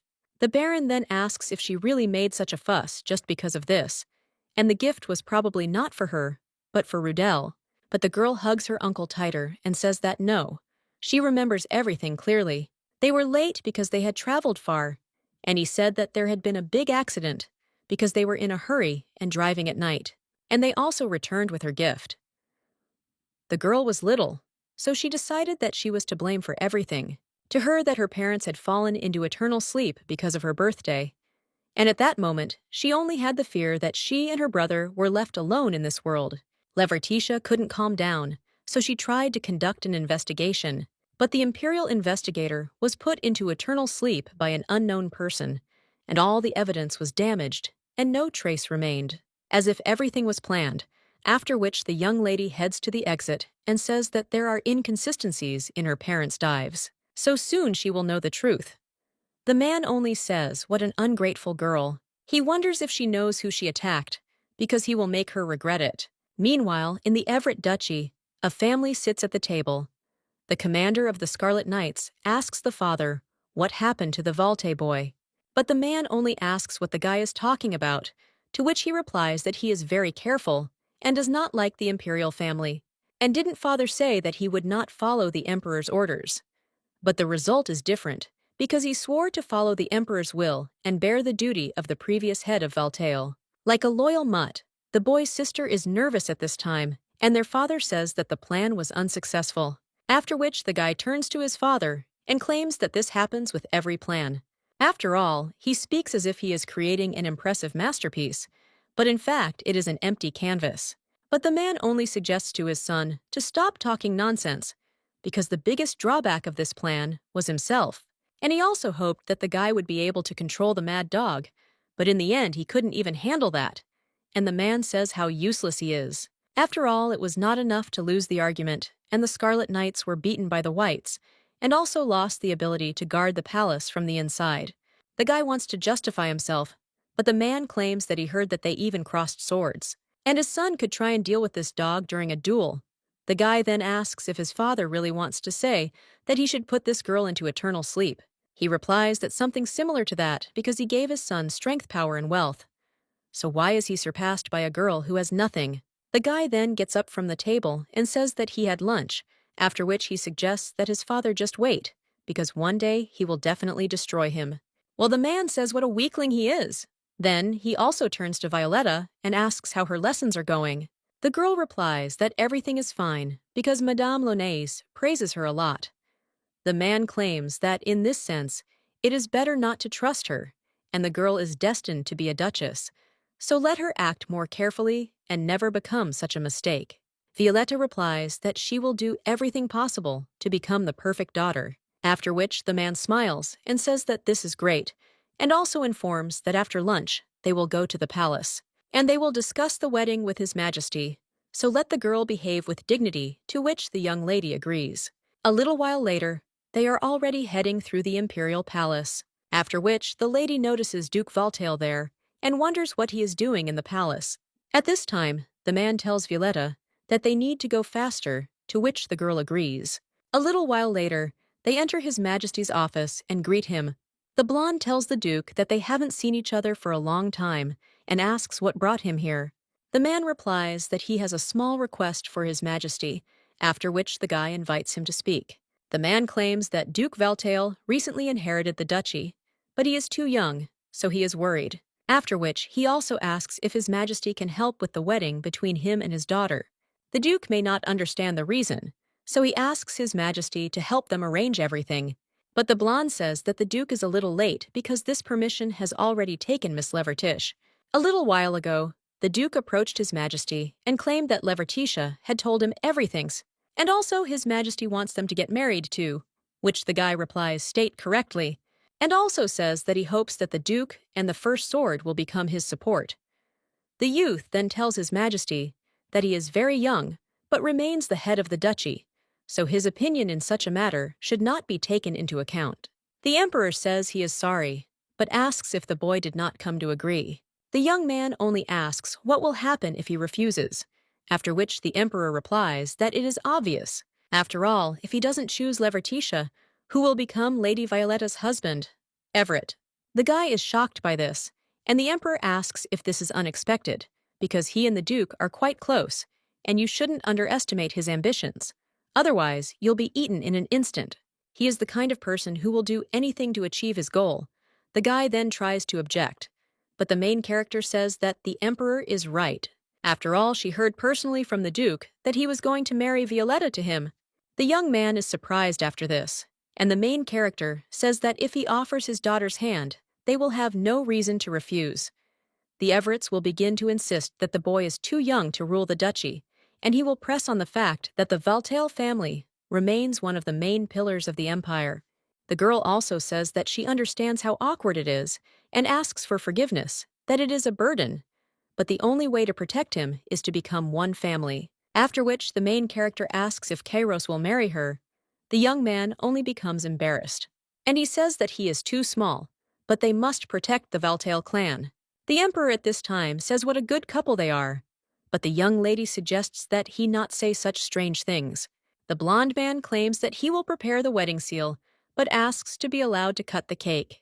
The girl says that there will be no celebration because they will simply take vows, after which she also says that Duke Everett will learn this news when it is too late, and she even wonders what expression will appear on his face. The man at this time angrily remembers this girl. As soon as the emperor gave permission for the marriage, he and the duke went to a pre-prepared church for a minimal ceremony. The girl heading in the carriage thinks that a union without the blessing of a priest is considered invalid, and that this is why there is so much trouble. The young lady also turns to Kairos and says that it is more fun than she thought. The guy asks what exactly the young lady notes that she is talking about, the wedding fuss. But the boy asks, where is the fun, because they do almost nothing, and they move unnoticed by people, and there are no guests, confetti, congratulations, or a banquet, and even in a wedding dress.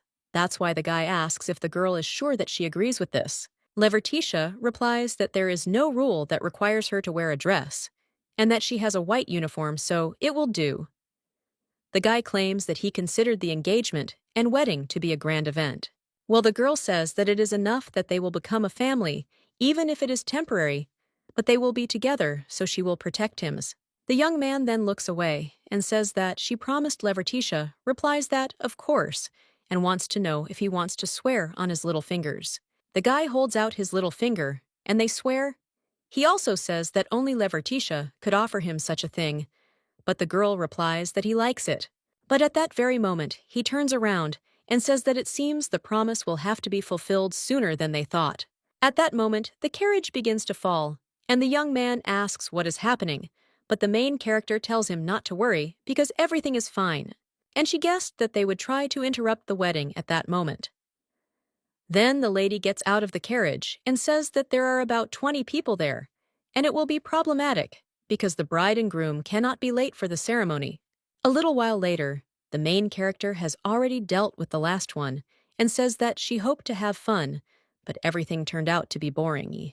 The carriage is damaged, so they will ride the rest of the way, but when the young lady turns to the duke, she sees that he is very scared and asks what happened. The guy at this time says that they tried to put him into eternal sleep, but he couldn't even move in front of and with the aspens that came for him. So if the lady hadn't protected him, and if he had been alone, then he would have already come to an end. Well, at that very moment, the main character grabs the guy and tells him to get ready, because she explained before leaving that Duke Everett would do everything to stop them, although she didn't think there would be so many assassins, because he was completely desperate. The young lady also says that the boy has nothing to fear, because he will always be the head of the Valtail family, no matter what anyone says.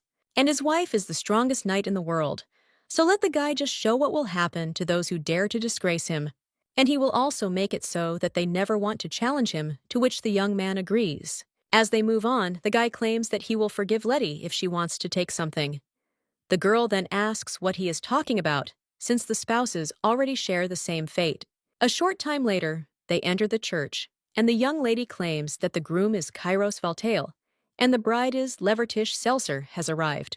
The man sees a red liquid on her clothes and asks if they are okay, but the girl replies that it is nothing serious, and asks if the recording device is ready, to which the man replies that it is.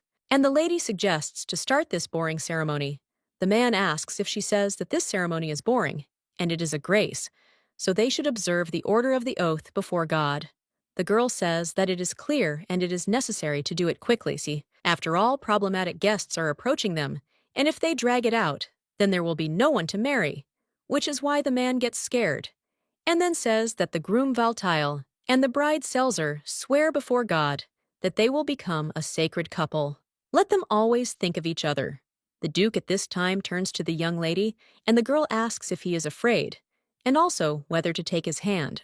Well, the young man just tells her to lean towards him a little. The main character does so, and then asks if that's right, and the guy says that it's great, and then takes her face in his hands.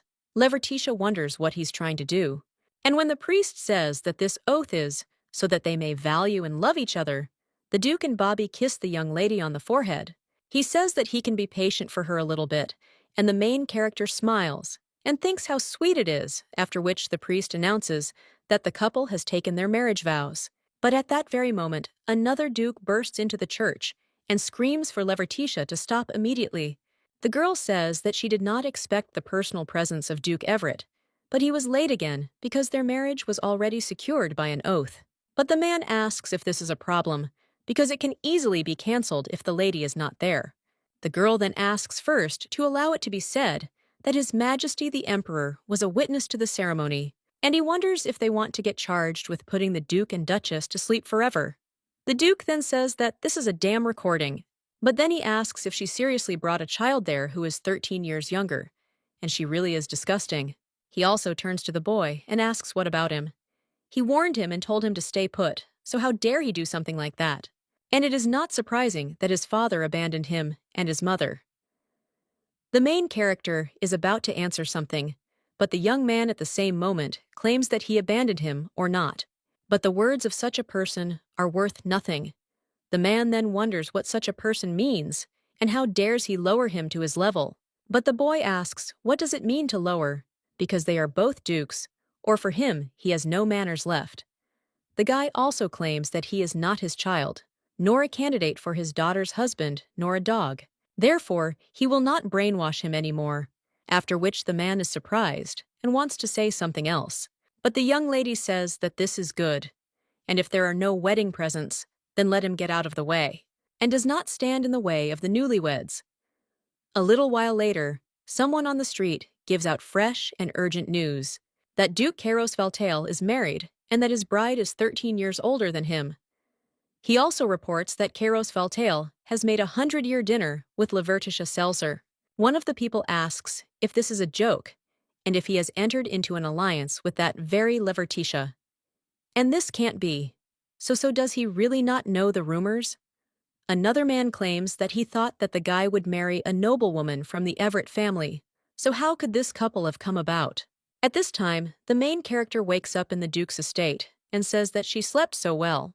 The girl realizes that she ended up in the Duke's estate after they took their vows, and now they will have to play the roles of the Duke and Duchess because it is easier to protect him. The girl also doesn't remember well what happened after their return because she immediately lay down on the bed and said that she would shudder a little, but the girl still thinks that it's good that she took a week off in advance, and she thinks she's a little tired because she had a lot of things to take care of. She hasn't had a proper rest for a long time, and this time, it was like she'd slept for 3 days. At this point, someone else approaches the mods and says that she is awake. It turns out to be a maid named Jessie. She claims that she will have Madame's personal maid, and she also hopes that Madame will be comfortable with her. The main character asks if she is really a madam and understands that such an address is appropriate for a duchess, but it is too awkward. The maid at this time asks Madame if she is preparing food for them, but the girl only asks if Jessie can call her by her first name instead of Madame, after which the maid with a smile on her face says that it is fine and addresses her as Miss Levertish. The girl realizes that she has been surrounded by serious people all the time, men, and it is so unusual for her to see a sweet girl. The maid at this time says that she is glad that the mistress woke up, and the Duke was worried because she had not gotten up for several days. The main character understands that it always takes a couple of days to restore energy, although Kairos might be surprised, because he sees this for the first time. The maid at this time claims that the doctor said that the lady was sleeping due to accumulated fatigue, but the Duke still walked around the room anxiously for 3 days. Levertitia, in his mind, to wake up quickly, because she promised that she would always be with him. The young lady is now asking if he had really been there for 3 days. Then she claims that she needs to see Kairos, and at least thank him. But the maid tells the lady to wait a second, and he wonders if she's really going to go straight from the bed. Levertitia asks what's wrong with that, since she always walks like that in the knight's quarters. Jessie says that Lady Levertitia is no longer there, and she will help her change her clothes, but the main characters only ask what she is talking about. The girl claims that everything is fine, but the maid asks the lady not to worry, and claims that there are not enough outfits, but she tried to find things in her size. So let her not refuse. The main character only thinks when the girl managed to find out her size, after which she jumps out of the window and says that she doesn't want to. A little while later, the maid writes to her mother whether she told her that she has a new mistress. The Duchess is kind, but very unusual, and sometimes she jumps out of the window. She seems to do this more often when they try to serve her. And when she approached the Duke about this, he only told the girl to simply leave her alone. The maid also thinks that maybe the lady is embarrassed, and it would be better for her to restrain herself. The girl also thinks about what kind of relationship she has with the Duke, because it does not look like a loving atmosphere between newlyweds, but they resemble a family. The main character at this time turns to Kairos and asks whether he should cut the meat. The guy answers no, but the young lady asks why he is arguing. He hasn't even finished his soup. The young man claims that he can't eat a mountain of food like him, and the lady asks how he is going to grow up, to which the guy simply suggests that she stop bothering him. Levertitia shoves a bun into his mouth and tells him that the guy needs a balanced diet to be healthy, and he needs vegetables as well as meat. The chef and the butler, at this time almost in tears, watch the Duke and say that he eats right. A's for the Duchess. She personally handles the finances of the mansion. One day, the young lady handed the maid the financial records of the duchy, and also claimed that she checked everything, and they have several money leaks, so these places are visible. The maid asked if the lady checked everything herself, to which she replied that everything was well described, so there were no problems. Some places in this house need to be repaired, and the lady even trains with the knights of the duchy. One day, she fights with one of them and tells him to raise his hands higher. The lady also claims that she will definitely teach them everything, so let them listen carefully, to which they agree and call her madam. But the main character only says that they should not call her that. The maid watching all this understands that since they had a duchess, the duchy seems to come alive, so it seems like she is just perfect, and the maid claims that she is so happy to work there. A little while later, the main character approaches her and claims that she is hungry, after which she offers Jessie something to eat, to which the maid agrees. And after that, he also hands the letter to the lady and claims that she was asked to give it to her because it seems that this letter is urgent. The main character takes this envelope in her hands and realizes that it does not look like a letter from the knights or the palace, after which she wonders if this is really a report with information. But she asked to investigate her uncle's past. But then the main character is shocked because she sees that it says that her uncle has disappeared without a trace. He often spent time alone, so his absence was not immediately noticed, but he disappeared without a trace. The Imperial Investigation Agency began an investigation after the maid's appeal. When the main character enters this room of her uncle, she realizes that the room is in order, but if someone had broken in and tried to kidnap him, there would have been traces of resistance. After which, the girl also sees something else and thinks that this is really a cartridge case, but these traces of shots were not found. When the girl picks up the thing, she realizes that there is a blue rose on it and thinks that only one group from this continent uses such a mark. These are dark magicians, and the main character understands that these bastards were there. The girl also thinks that dark magicians are the creation of life, resurrection, immortality, and complete destruction, and even time magic. They were people who could use seemingly impossible magic, and their intentions to overcome these limitations were noble.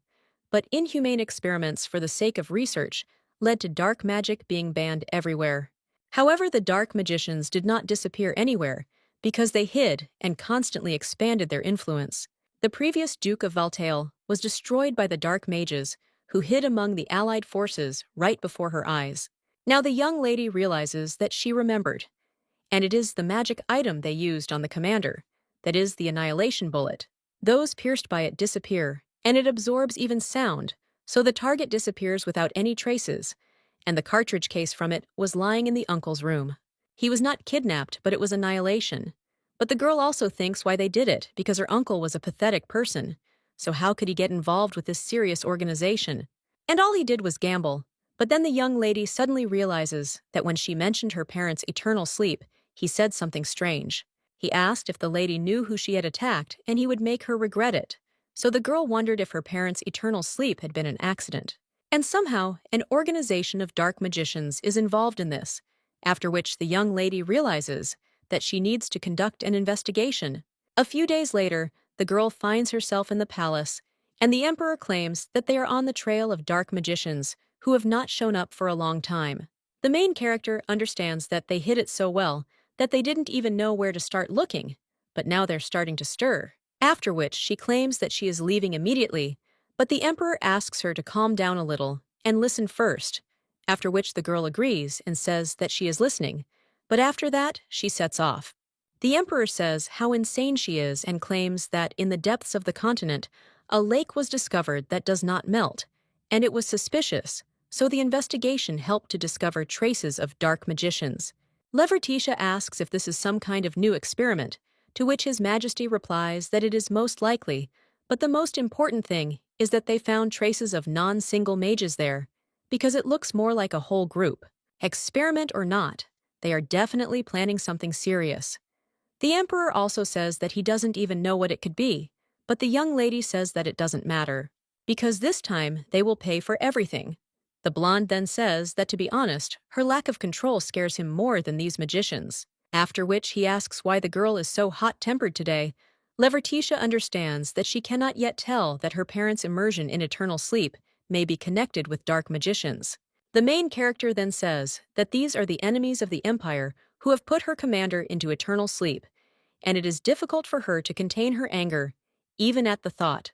Therefore, she will begin preparations immediately if the emperor allows, after which he agrees, and says that the lady can advance. When the girl goes further, someone turns to her, and the main character asks if it is Evelyn. The blonde claims she has a private conversation, and then says she heard the defense has gone missing, and the lady's huge debt will be frozen until the disappearance case is resolved. According to the laws of the Empire, debt payments cease at the moment of the disappearance of the creditor, and the person is considered to be immersed in eternal sleep if 10 years have passed since the disappearance, so the lady will not have to worry about debts until Byron returns. But in 10 years, the debts will go to relatives. Levertatia answers that nothing is not enough in time, after which she thanks Evelyn and says that she did not even think about it, after which she wonders if the girl really loves her so much. Well, the blonde claims that this is not all, because after this task, the girl will get a long-term vacation, so let her rest at least for a year. Levertitia says how sudden this is and asks why, because Evelyn is also a workaholic, after which the woman gets angry and asks, does the girl really want to say that they are similar?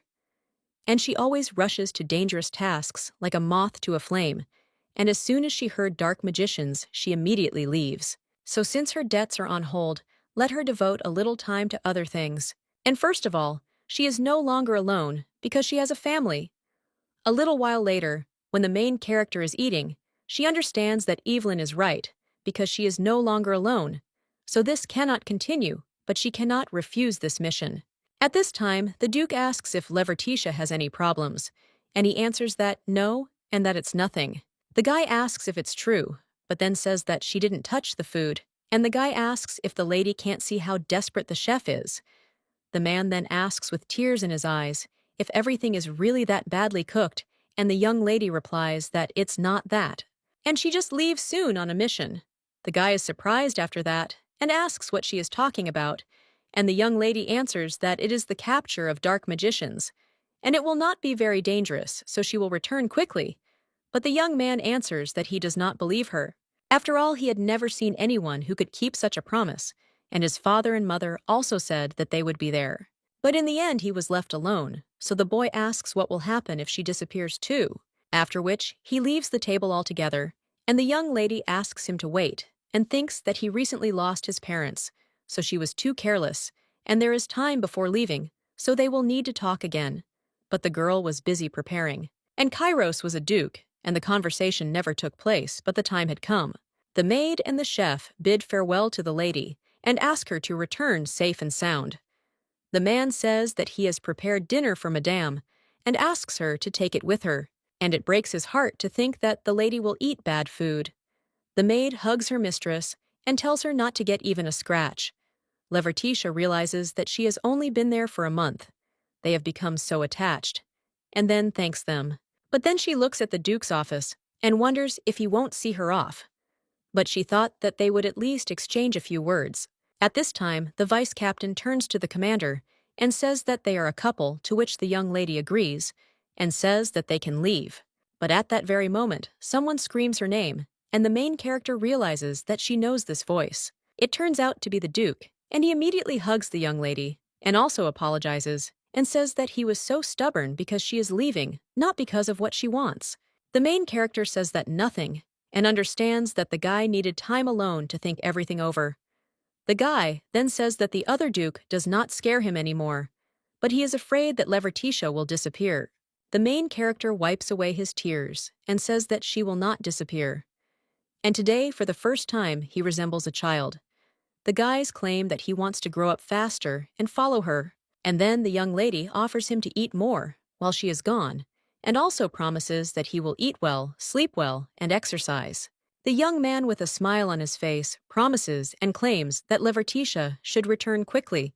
At this time, the dark magicians report that the preparations are complete, and if everything goes according to plan, then they have created measures for the dark magicians. At this time, the main character asks if everyone is ready and tells them to check that all weapons are sharp, and even arrowheads because they are leaving soon.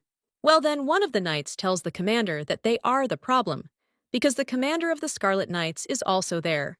A little while later, the main character asks if it really turns out that by order of the Emperor, he will participate in this mission, after which the man only remains silent. And then he replies that yes, and such is the order of the commander of the Scarlet Knights. The young lady thinks what kind of emperor is coming, and as if the clash with the dark magicians was not enough for her. But now she will have to go with a guy who constantly causes conflicts, after which the young lady says that this is the mission of the White Knights, and she cannot agree even after the words of the emperor. So now he will file an official complaint, because he will only interfere. But the brunette then turns to Levertish and asks to let him join because he has something to do. The girl says that it is not her problem and wonders if she can trust him after what he did last time. The man then claims that she does not need to trust him because he swears that he will not create problems on this mission, and this is a sincere request, so he begs her. The main character then, in shock, thinks what is wrong with him, and is the proud commander of the Scarlet Knights really bowing, and is this really a dream?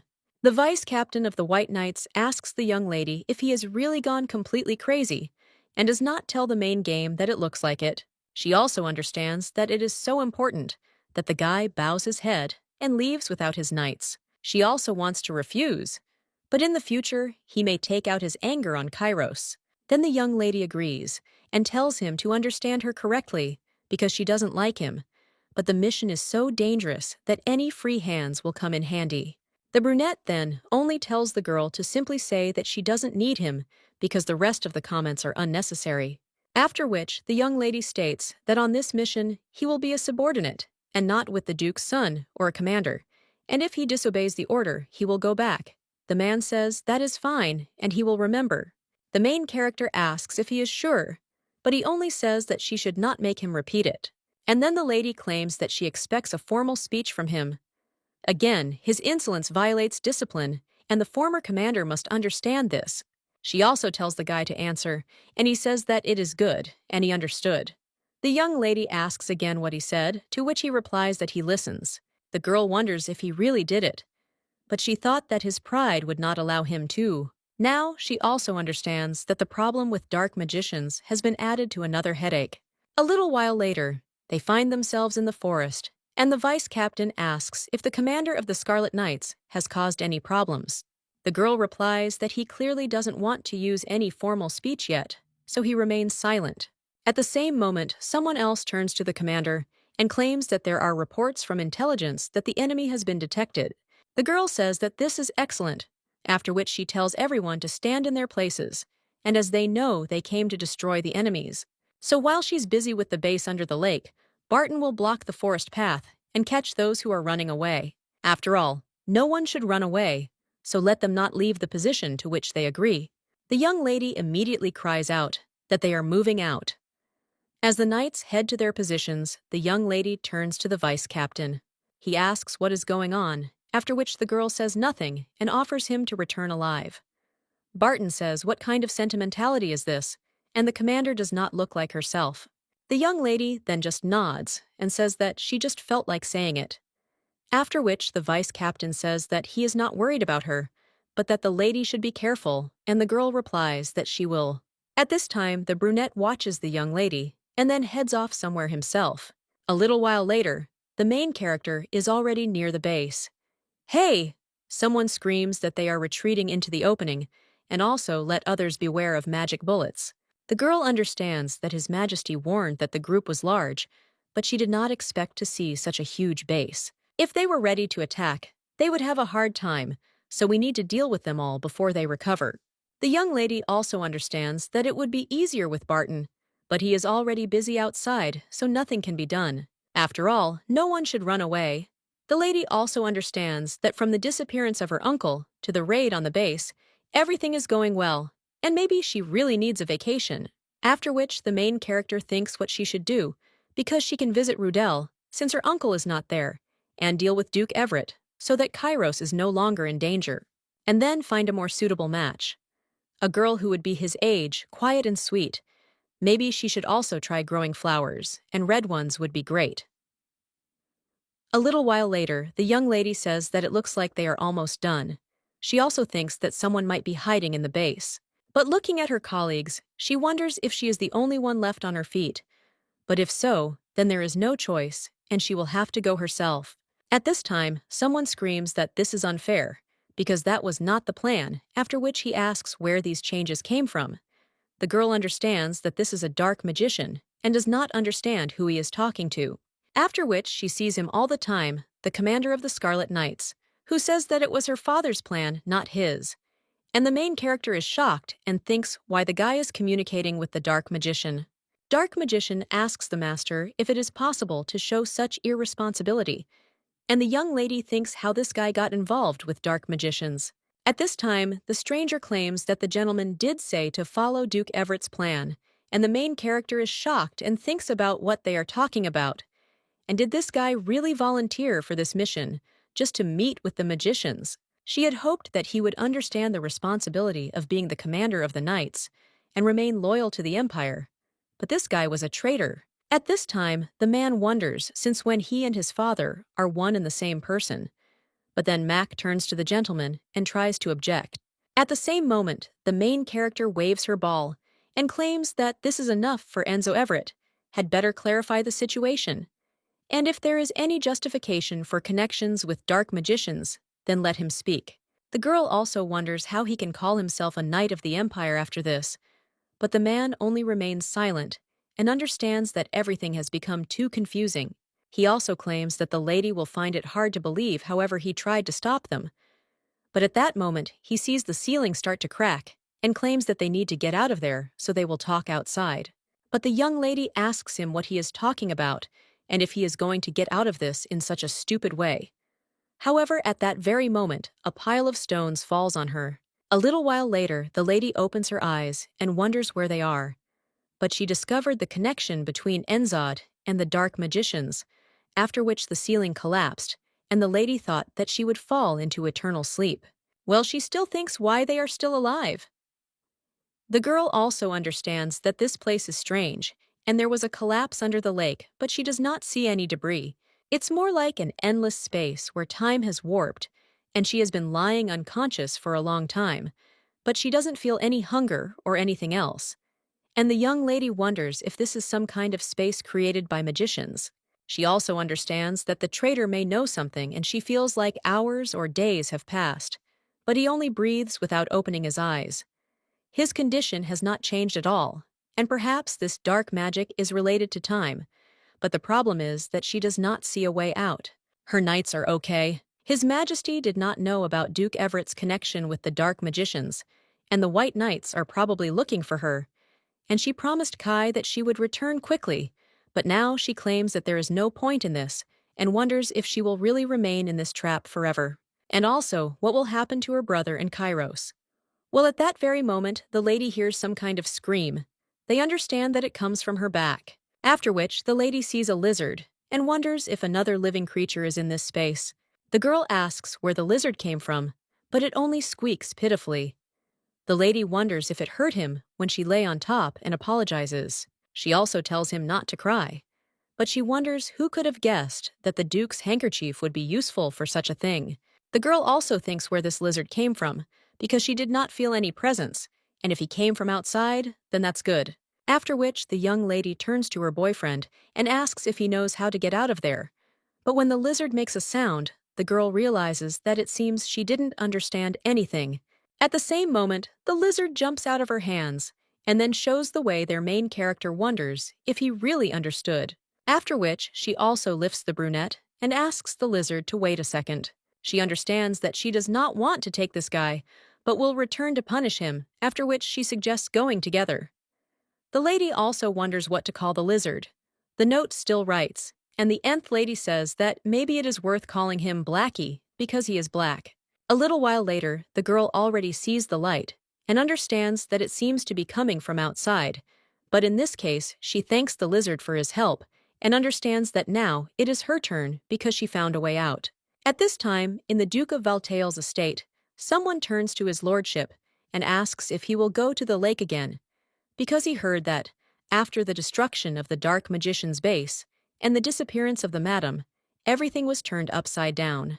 The knights even dug but found no traces, and he thinks it's better to stop searching since 10 years have passed. 10 years ago, the guy realized that there was no news from Levertici for a whole week. One of the servants told the Duke that it was cold outside, and Madame would worry if he caught a cold. She will soon return victorious, so he offers to wait inside, to which the guy agrees.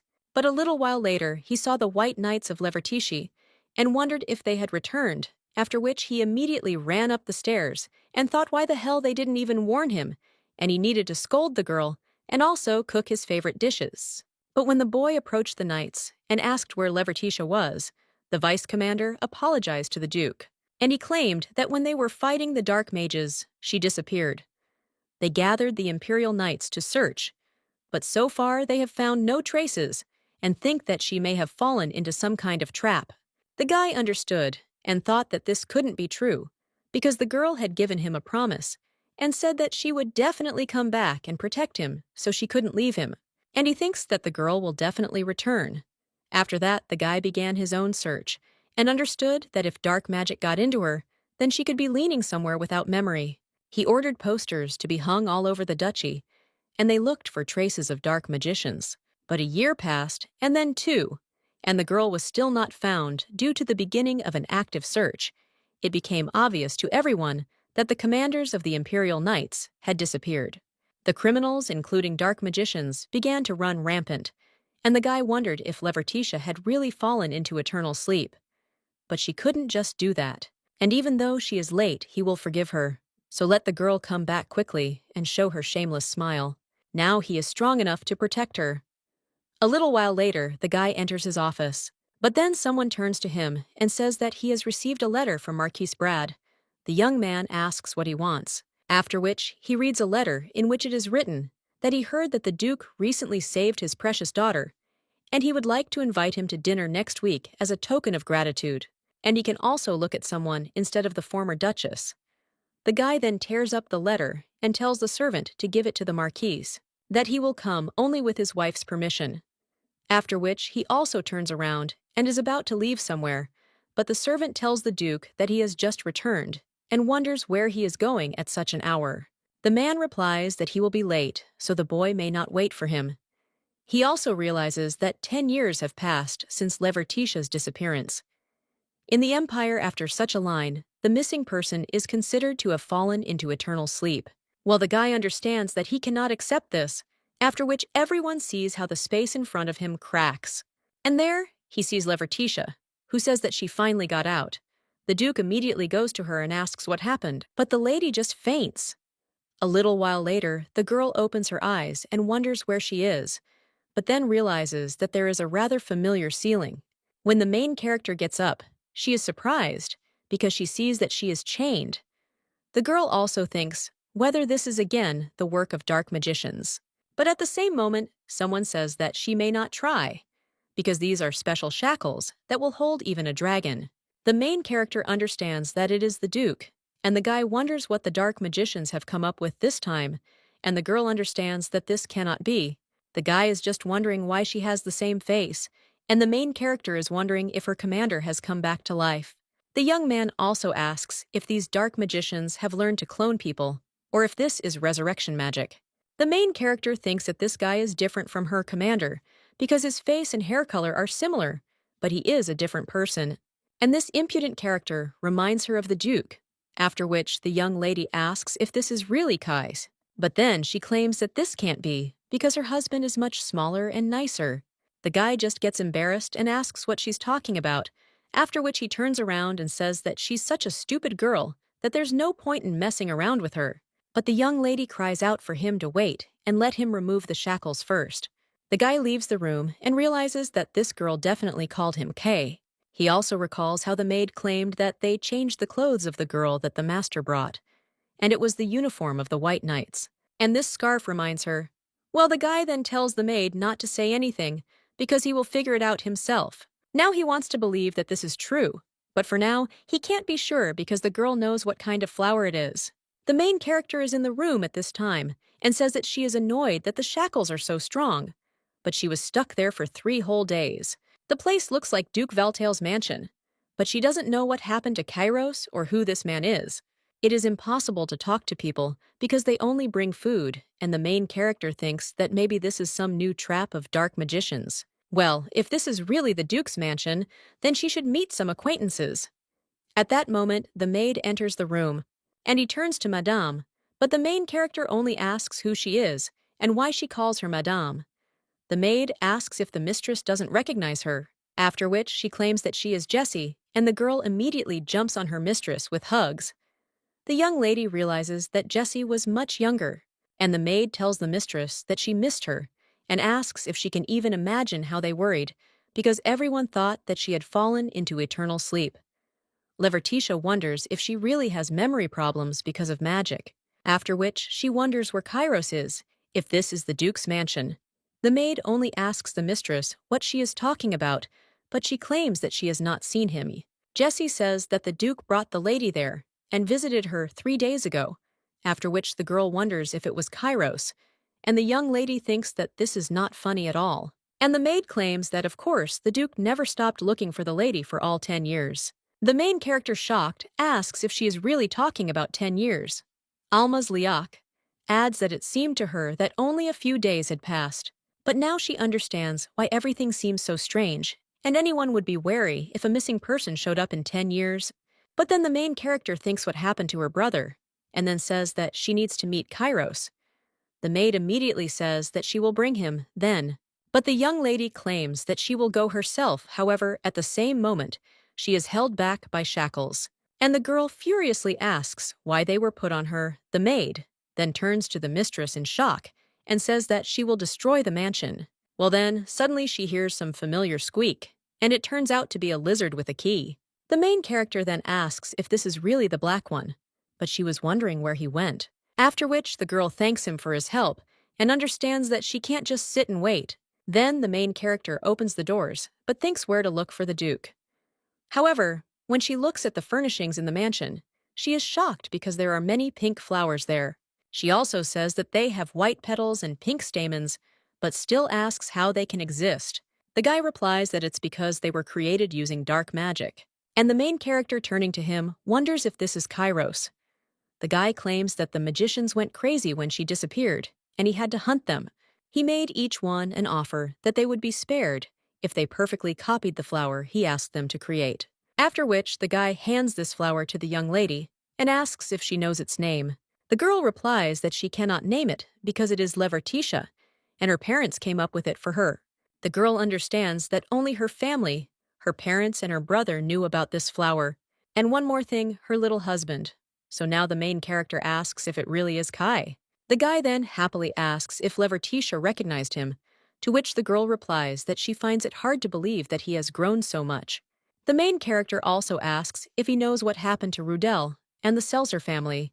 But after this, the Duke asks if someone else is really important to her, and that the girl should think better about the person's feelings, the one she abandoned. The young lady is surprised by this, and the guy is only interested in where Letty is going to run. After all, she has to stay with him. The girl understands that this guy has grown up somehow wrong. At this time, the young man burns the flowers and claims that these fakes are no longer needed.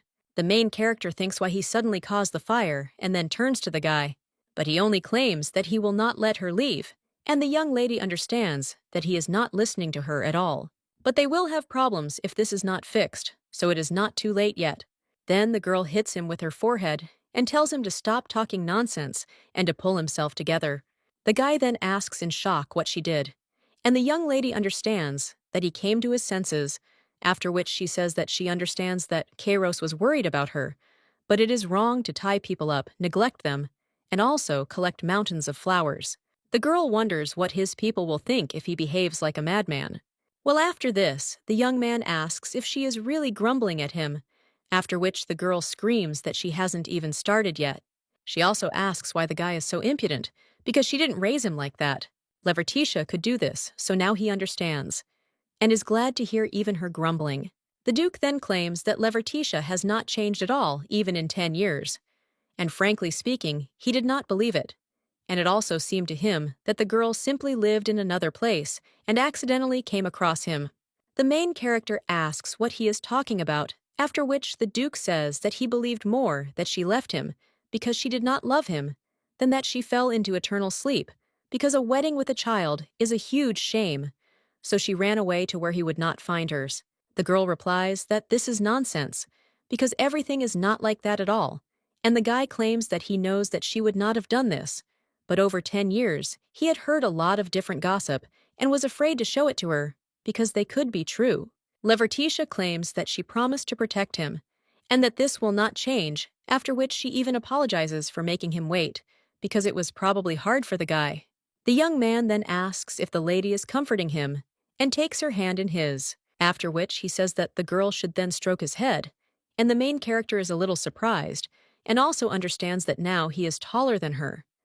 The Duke asks if she will bend over to him, after which he does so, and the young lady wonders why he has grown so big. The guy also offers her to tell him how she chewed, because he wants to hear everything, after which the young lady thinks a little, and she tells Kairos what happened, how she was chasing the mages and got trapped in space and time, and she found a way out only after 10 years. But the girl also asks how long she should do this. A child recently, and grew up so quickly, so it's awkward because it's as if she's reprimanding a stranger. The Duke at this time tells her to continue, because he is in pain from her headbutt. Well, the girl then says that who would talk, after all? What did he eat to become so strong? After which the guy asks her to let him have a look, and the main character shows him her forehead and also asks if he sees it, because it turns redder than the guy's forehead. The Duke then only kisses her on the forehead, after which the young lady is surprised, and the guy asks, "What is this?" Because at the wedding, she laughed and said how cute it was. The girl claims that he was a child, then after which the young man asks what the difference is, and the young lady claims that now he is an adult and he is 18, but the guy crosses his arms over his chest and says that he is only 18 and he is still young. The young lady then claims that she definitely made some mistake, and the guy was nicer before. At this time, the young man says that 10 years is a long time, and a lot has happened during this time. Levertitia asks what exactly, and the guy claims that he doesn't even know where to start. The conversation will be long. First, he decides to tell her what she asked, and claims that the Selzer family is fine, as is her brother. The main character says what a relief it is, but the guy claims that there is no more good news, and the girl asks if some kind of war has really started. The Duke replies that almost when the commander of the knights, who were the support of the country, disappeared, all the criminals began to behave as if the world belonged to them. The dark mages took advantage of the opportunity to grow in power, and the entire empire was plunged into chaos. Many innocent people lost their lives. And now the girl says that if she had dealt with them, this situation could have been avoided, after which she, clenching her fists, claims that it is hers guilt. But the Duke replies that this is not true, because no one could have predicted this. And if you need to blame someone, then it's the dark magicians who arranged everything, because it was they who created the monsters of chaos. The main character then asks what it is, and the guy is about to answer, but at that very moment, someone turns to the Duke and screams that the chaos monster is on the territory of the duchy. The young lady wonders if a monster has really appeared nearby, and the guy just takes the gun and says that they should first deal with the evacuation, because he will figure it out. The young lady wonders if this is really a gun. The Duke claims that she will understand when she sees everything herself, after which he suggests that they go together because he will protect her. A little while later, they find themselves in the forest, and the Duke claims that it's lucky that it's dinner time and there aren't many people around. The locals have already been evacuated from the nearby houses. The main character thinks that it's still hard to believe, but a lot of time has indeed passed. Kairos turns to the girl and asks if she is uncomfortable after something, and is a little surprised. But then she replies that if she didn't answer, she would simply be surprised at how well he holds his seat. But before he could only cling to her, and then the guy's answer that it was so long ago. He also suggests heading further, because the best time to make it before dark. Levertitia understands that he grew up so alone, so she still doesn't know how to feel about it because it's all too complicated. At this time, someone shouts to the Duke that there is a chaos monster there, and the guy asks where he is. After which, the main character sees this monster, and in shock asks what it is.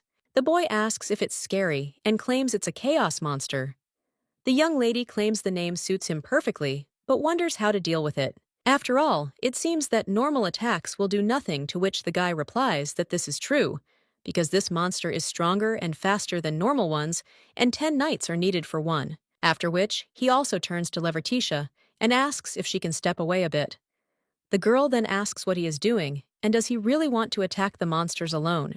Well then, the monster looks at them, and the young lady realizes she screamed too loudly. The girl also tells the Duke that they need to break the distance, but he claims that everything is fine, and he offers to argue since she is so afraid, because she will owe him a wish if he puts this monster into eternal sleep. Or for example, a wedding, after which he fires a gun, and the monster immediately flies apart in different directions. And the guy says that for sure, and they are already married. The girl then asks if he didn't say that 10 knights are needed, to which he replies that yes, she needs 10 regular knights. Well, her husband is the Duke of Valtail. The young lady realizes that the aura she felt from Kairos' shot. It's definitely a magical power, and the wizard she felt the same way. But 10 years ago, he couldn't use magic, and even the previous Duke didn't have it. The main character then asks how he was able to use a magical weapon, after which the guy claims that, as he already said, the dark magicians have completely gone crazy, and he was catching them. Therefore, he awakened a small number of their abilities in the process, and although he is not a dark mage, he can use magic weapons. It took a lot of effort. The girl understands that a poppy who awakened abilities, and was not born with them, is comparable to a person who learned to breathe underwater. Therefore, the main character wonders what he was doing all this time. But at that very moment, the girl hears some screams and sees that the monster is starting to gather back, after which she asks if he is still alive. The young lady wonders how he was able to survive a shot to the head, and the Duke notes that those things do not always fall into eternal sleep from such a thing, because there are several places that cause instant immersion into eternal sleep. They call them the core, and the main character asks where it is, after which the guy claims that it is usually in the head or in the heart. Levertitia asks if it is enough to destroy this core, because if so, then it sounds simple. The guy is then surprised and asks what she means, after which everyone sees him as the girl runs towards the monster. Levertitia understands that after Kairos' explanations, everything became clear, and if this core is not in the head, then only the heart remains. After which the girl jumps on the monster and cuts it down. The Duke immediately runs up to the young lady and realizes that she ran right into the monster. He also asks if she's okay, after which the main character asks if he was worried about her. Levertitia says that everything is fine because they attacked all the weak points, and now he should be undead. The Duke then tells the lady once again not to forget that 10 knights are needed, but she replies that ordinary knights are needed, and asks if he has forgotten who was called a dog on the battlefield. The girl also says with a smile on her face that she is hungry and suggests going back. The young man then understands that this is true, and that this is what Levertitia was like, but he thought that in 10 years he had become the one who could protect her. Well, for some reason, everything seems unfair. At this time, one of the maids asks another if she doesn't think the Duke has been in a good mood these last few days. After the disappearance of Madame, he hardly left the estate and did not smile at all. And recently, he began to not only walk in the garden, well, and smile a little. Another maid asks what changed his mood so much, to which her colleague replies that she doesn't know. But he has a brutal appetite because eating so much food in one meal is too much. One of the maids at this time thanks the others for their help and asks if they have brought food. She also states that she will deliver the Duke's lunch, so they can go. But when the maid leaves, They whisper whether she really doesn't need help, while the other one claims that she said so herself, so she suggests her friend to rest. Jessie realizes that they are all interested, after which she brings food into the room and wishes Madame Bon Appetit, the main character, thanks her. A little while later, the Duke turns to the lady and asks how much longer she intends to hide. But she just says that, who knows, and thinks about what she should eat first, and the guy understands that one might think that she was being starved. The girl then asks if he remembers that she is considered dead already, and only 10 years have passed, so someone might recognize her, and then a whole lot of fuss will start. So now it's better to hide and get used to the new environment. The guy claims that she can do this until the end of her life. After all, he will do everything so that she doesn't have to lift a finger, after which he asks her how she feels about the idea of a quiet life with him. The guy also understands that he doesn't care about anything around him, but as soon as she comes out into the light again, the whole world will expect great feats from her, and she will have to go to war with the dark magicians again. He is afraid that the girl will disappear, and as a child he could only watch her leave. But now she will not have to do anything if he tries. The Duke says that Letty can just rest. Well, and the main character then, with a smile on her face, replies that she doesn't want to. After all, such a life will suffocate her, and she must save people from sorcerers. The guy understands that this girl still thinks about saving others. After which, he sees in one of the newspapers that Arancaris has made his move, and talks about it. The main character asks who this is, but the Duke claims that it is someone who is not worth mentioning. Levertitia says what a liar he is, because his emotions are written all over his face, after which she snatches the newspaper from his hands and tells the guy to let her see it. She reads in the newspaper that Count Aaron is the best knight of their era, and he has announced his intention to participate in the competition. The main character asks if he is the best knight, and she hears this name for the first time. The Duke claims that he gained some popularity while the lady was away, after which the girl claims that this is not what is written there, and the young lady wonders if this is really the Duke's rival, since he actively hunts dark magicians and looks good. The guy immediately snatches the newspaper from her hands and claims that he said it wasn't worth mentioning. He tears the newspaper to shreds, and the main character says that she hasn't finished reading it yet. The lady then turns to the maid and asks if Kairos has any problems with this. Horace the Duke then states that he is talking about the competition, and he does not like the idea of the Count participating in it. The young lady asks what the problem is, after which he claims that it seems like it's something important, since the newspapers made a fuss, and she wonders what's wrong with it. The Duke replies that this is a competition to choose a new commander of the White Knights, and the main character asks why the commander is chosen in this way. After all, this has never happened before, and is usually appointed by the Emperor or the previous commander. The Duke replies that this is exactly why there was no point in such competitions before, but even after the disappearance of the young lady, no one took this place. The girl is surprised by this, and wonders if he really wants to say that the position of Commander of the Imperial Knights has been empty for 10 years, and wouldn't it be better for His Majesty to appoint someone? But the Duke claims that the appointment of a new commander was tantamount to admitting her immersion in eternal sleep. But neither His Majesty nor the knights agreed with this. Now the young lady thinks that everything is clear, and they have been waiting for her return for 10 years. The guy claims that the Scarlet Knights replaced the commander a month later, and it was Egan Kellers. Levertitia thinks it's strange that this country is still afloat, but she still wonders why they changed the commander, and she feels like she's missing something. After which, the young lady realizes in shock that she had completely forgotten that no one had fallen into the trap. She also wonders what Kairos did with Enzod, who was with her, and did not abandon him because he was there. Well, the Duke then asks if the lady really needs to ask him about another man, and the main character just suggests that he stop changing the subject. The guy claims that she doesn't have to worry because he took care of him, and the main game doesn't care where he is. A little while later, they enter the dungeon, and the main character asks if there really was such a place in the Duke's estate.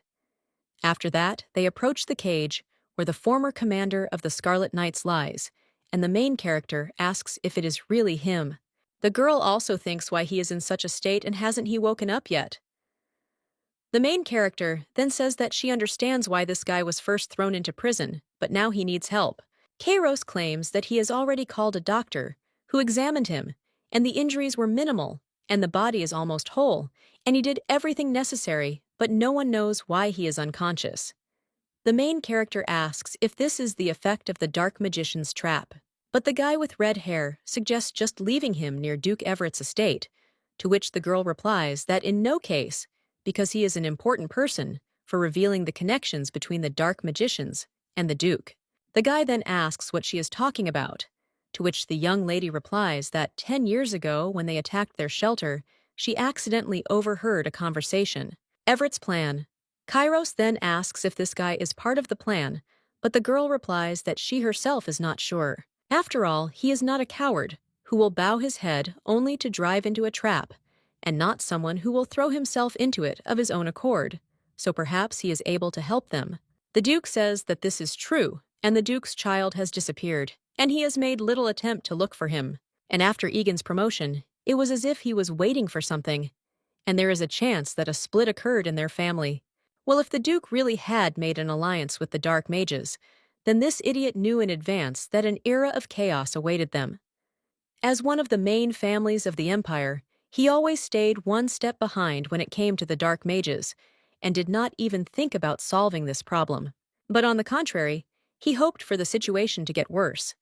The main character claims that they can try to use it in the opposite direction to gain an advantage, and the guy claims that if they have serious evidence of a connection with dark magicians, then it doesn't matter what power he has, because stopping this man will be easy. The young lady then says that it means they need proof, and they can get it when he wakes up, but she is not sure that the man will cooperate.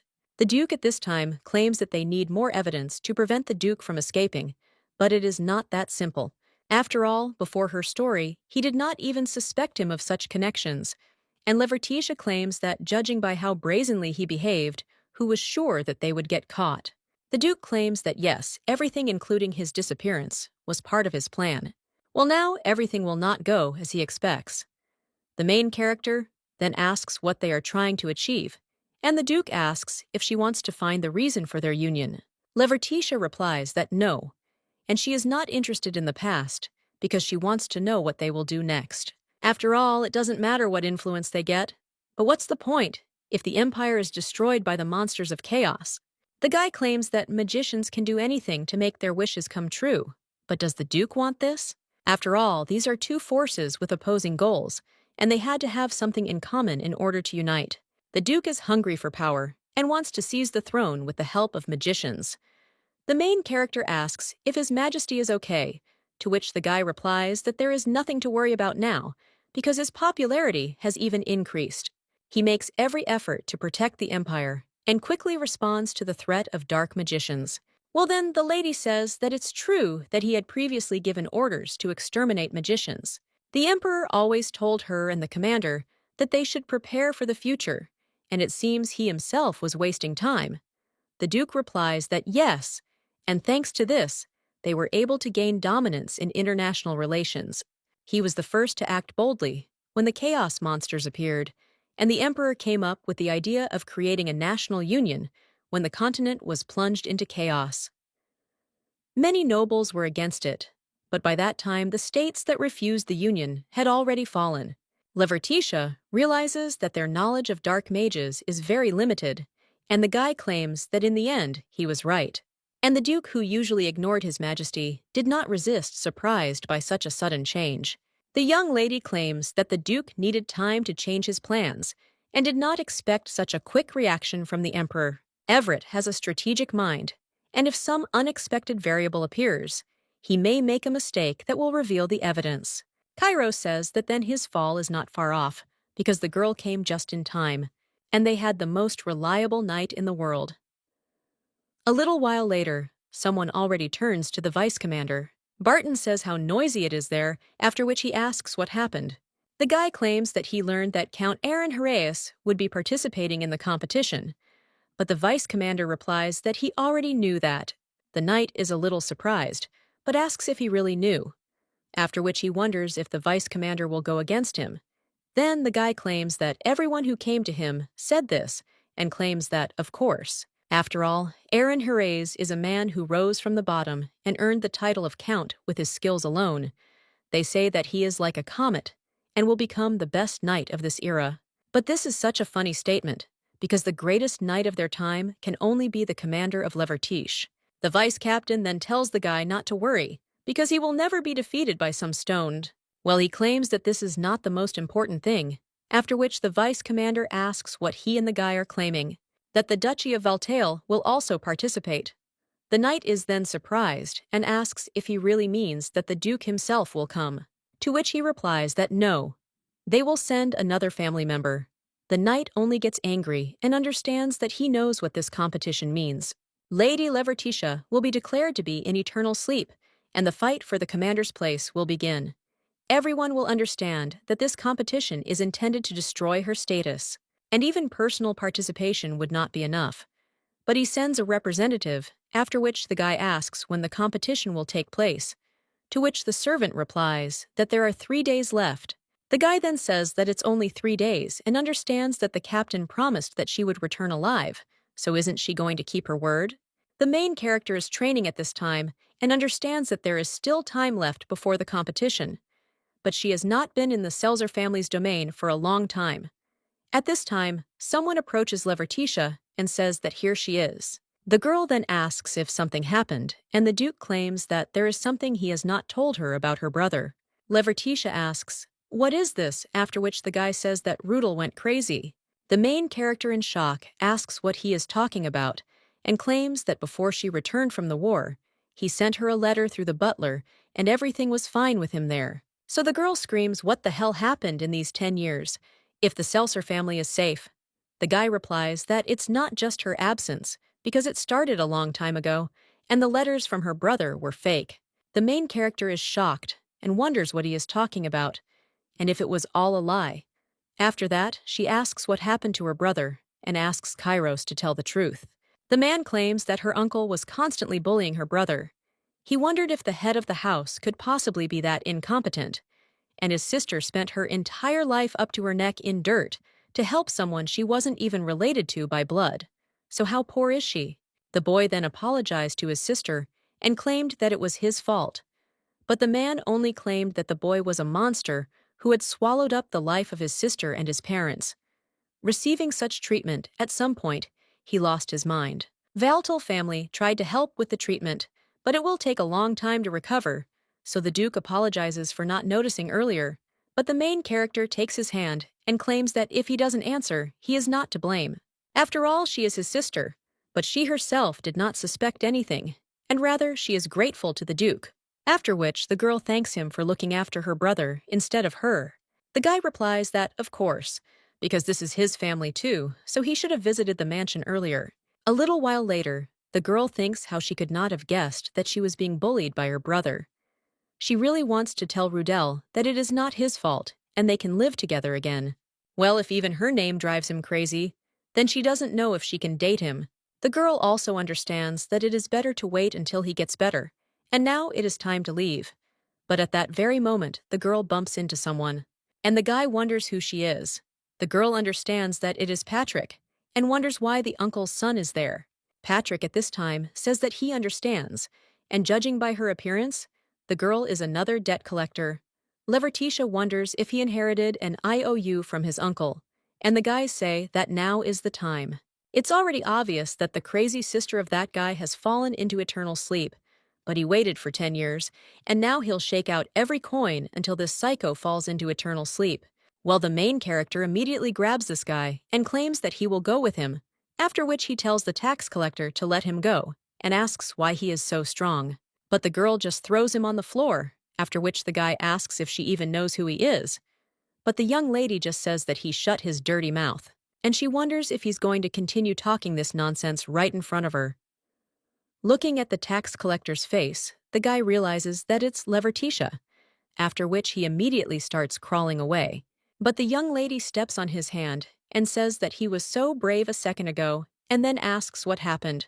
The girl also claims that his father abused the child until he went crazy, and the guy ran to shake off debts when 10 years passed, and she wants to plunge them into eternal sleep 10 times. But his father has already plunged into eternal sleep.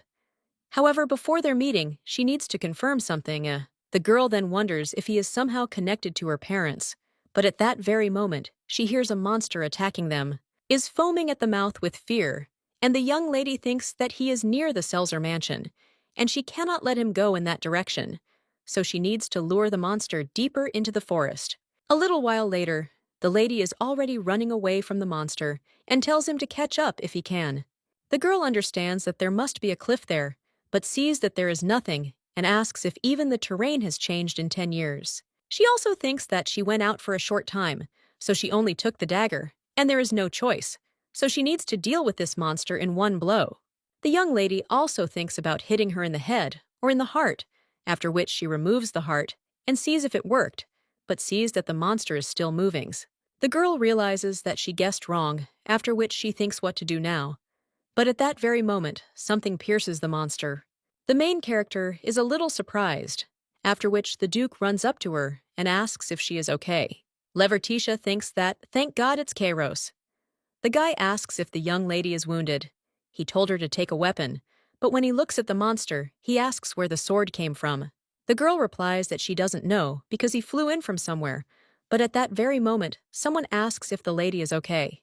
The main character understands that she has seen this face somewhere, and the Duke is only interested in where this guy came from. It turns out to be Aaron Herrez, after which he turns to Duke Valtail with a smile on his face. And he says that a chaos monster appeared, so he quickly chased after him. And he also wonders if everything is okay with that person. The main character thinks that his name is somehow familiar, after which she even thinks about him, and she recently read in the newspaper. It seems to her that this guy is quite popular, and he also has a good character. But the Duke immediately shuts the young lady up and claims that he will take care of everything and let the guy get rid of the monster's body. Aaron says that it seems that the Duke knows this man, after which he says something that he doesn't need to know this man. The Count then turns around and says that, as he said, he needs to deal with the body, so he will go. At this time, the main character realizes that she saw her husband from a new side, and that he is such a terrible character. A little while later, they head further, and the guy asks why the girl came there, because she said that she would go to the Seltzer mansion, and she didn't even take the sword. But suddenly something would have happened. No matter how strong she is, but how will a girl defeat a monster with her bare hands? The young lady then only asks if he is very angry, after which the guy says no and apologizes, and also claims that he is not angry with her, because the matter is about Aaron Herrez, who happened to be nearby. The main character thinks that this guy looked like a normal, polite person, and wonders what caused them to be so hostile towards each other. After which the two of them start talking, and the girl asks if he really hates him, and her husband wonders if she really thinks he's handsome. At the same moment, the main character is surprised, and the Duke asks why she stutters. And did she really fall in love with him after that? He also says that the girl is not going to leave him and go to him. Levertitia understands that her husband has that strange look again. She pushes him away and asks what he is talking about. But the guy only says that it seems he guessed right, since she denies it, and he thought that everyone falls in love with him. But the girl replies that it is not true. After which, he asks how she could fall in love with a man she saw for the first time in her life, and she had already married Kairos. The guy calms down after this and claims that others fall in love at first sight. He also goes further and says that it is good, and then they will forget about it. But the young lady thinks, since when does a guy care about someone else's appearance? She also tells the young man not to worry, because if he wants her opinion, then he is the most beautiful. Kairos asks why say such obvious things. But the young lady immediately grabs him and says, "What an arrogant bastard this is." After some time, the Count is approached by his subordinates, who immediately report a strange discovery. The Count asks with interest what happened, and receives the answer. When they cut the monster's body into pieces, they found a dagger inside. Such a discovery causes bewilderment in everyone. The Count asks if the dagger was actually inside the monster. One of the men confirms. The blade did indeed hit the creature's heart.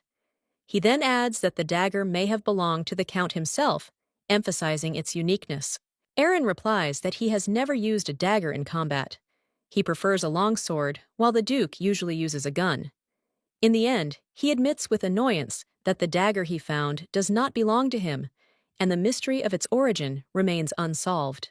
The subordinate, having listened to the Count's words, suggests getting rid of the dagger since there is a possibility that it may be infected. However, Novikov stops him, asks him to wait, and remembers that besides the Duke, there was another person connected with this event. After some thought, the man says that he may know who the dagger belongs to. His confidence sounds intriguing, and the Count can only guess who the owner of the mysterious weapon might be. The day of the knight's tournament is approaching. The streets are bustling. Someone is shouting out, inviting people to line up. The reason for the bustle is simple. Everyone wants to try their signature shashlik because it is a rare day when you can enjoy such an event. Discussions are raging around the tournament. Bets on the winners are also organized here.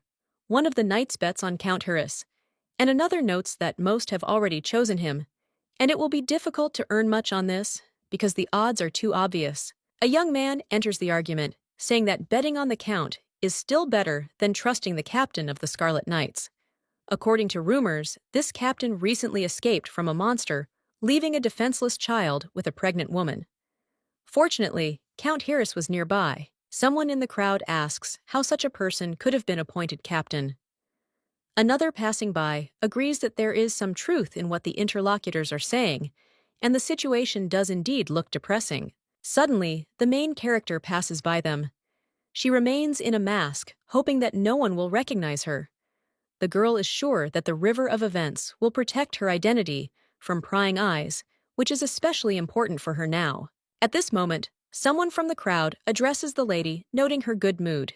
He asks, "Did she really hear something interesting?" The girl, with a slight smile, answers that nothing special and tries to hide her true thoughts. The Duke, overhearing this conversation, asks the girl if she really heard nothing. He suggests that she may have heard gossip about a young man claiming to have seen a man who disappeared 10 years ago. However, the Duke adds that such rumors can hardly be trusted. The young man, hearing doubts, insistently assures that his words are true and even swears to it. The main character smiles, noticing how interesting this is, although doubts do not leave her. Their conversation is interrupted when they approach a crowd of people. The girl notices that the competition has already begun and switches her attention to what is happening in the arena so as not to attract unnecessary attention. Coming closer, the main character sees the vice-captain of the White Knights fighting on the field. His movements are precise, and she immediately understands that he does not hold this position by chance. Watching him, the girl catches herself thinking that a lot of time has passed since their last meeting. A vice-captain named Barton defeats his opponent with a display of skill. The crowd cheers, and the girl remarks on how much he has grown as a warrior. The announcer announces that Marquis Tail will fight next in the arena. The competition continues, one duel after another. Finally, the main character realizes that her turn is near. She feels slightly nervous, but is internally prepared for the test. At this moment, the Duke turns to her, wanting to encourage her. His words sound calm, but inspire confidence. The Duke tells the girl that she shouldn't worry, because he knows that she can handle it. His encouragement makes her smile, and she takes his words as a sign of trust. The girl prepares to enter the arena, feeling that the time for action has come. As the heroine heads towards the arena, a question comes from the crowd. Is the Duke's family really participating in the tournament? The spectators discuss the girl, many hearing the name Letty for the first time. Someone assumes that the battle will end quickly, judging by her fragile physique. Of Valtail enters the arena. Her opponent is one of the tournament's main contenders, Malik Blonde, son of Viscount Blonde. The crowd explodes in discussion, eagerly awaiting the start of the battle. Malik abruptly declares that he has no intention of fighting the small fry. He demands that Sir Barton or Count Harris be brought to him. His voice is full of contempt, and the volume of his statements irritates many. The girl, covering her ears from his screams, thinks mockingly that Malik seems to be trying to lull her to sleep with his screams. She already regrets that she will have to waste her strength on such an opponent, but her determination only grows stronger. Letty asks Malik if he knows the rules of the tournament. She reminds him that in order to face stronger opponents, he must first defeat her. With a slight smirk, she adds that she does not understand how such a dumbass wants to become the commander of the knights. Stung by her words, Malik fumes with anger and shouts that she has insulted him. He declares that he is going to smear her on the ground and demands that they begin the duel immediately. His rage only amuses the girl. One of the hosts turns to Letty, asking if she will keep her mask on during the fight. The girl answers affirmatively, assuring that she sees no need to take it off. The host announces the start of the fight. Malik immediately rushes to attack, shouting threats. His blows are sharp, but the girl deftly dodges. Keeping her cool, she only mockingly notes how clumsy his attempts to achieve his goal are. In response to his latest attack, Letty parries the blow and makes a caustic remark about his pettiness. The crowd gasps in amazement at her flawless execution. Malik has clearly underestimated his opponent. Letty smirks and mockingly asks where her opponent gets all this pride. At this point, some of the spectators begin to doubt that Malik is really up to the level of an opponent like Letty. Moments later, Malik's blade is knocked out of his hands. The crowd roars, wondering, could the girl really have done this by force? Letty stands calmly, as if nothing had happened, demonstrating complete self-control. The Duke, watching the proceedings, merely smirks. The announcer announces the victory of Letty of the Duchy of Valtail, and the audience applauds her. The opponent remains on the ground, shocked by his defeat. Malik, lying in the arena, cannot believe his defeat. He asks in shock how the girl could defeat him so easily. His voice trembles with surprise, and his gaze searches for an answer in those around him. Letty, folding her arms across her chest, calmly asks, "Are you shocked that you were beaten by a small fry?"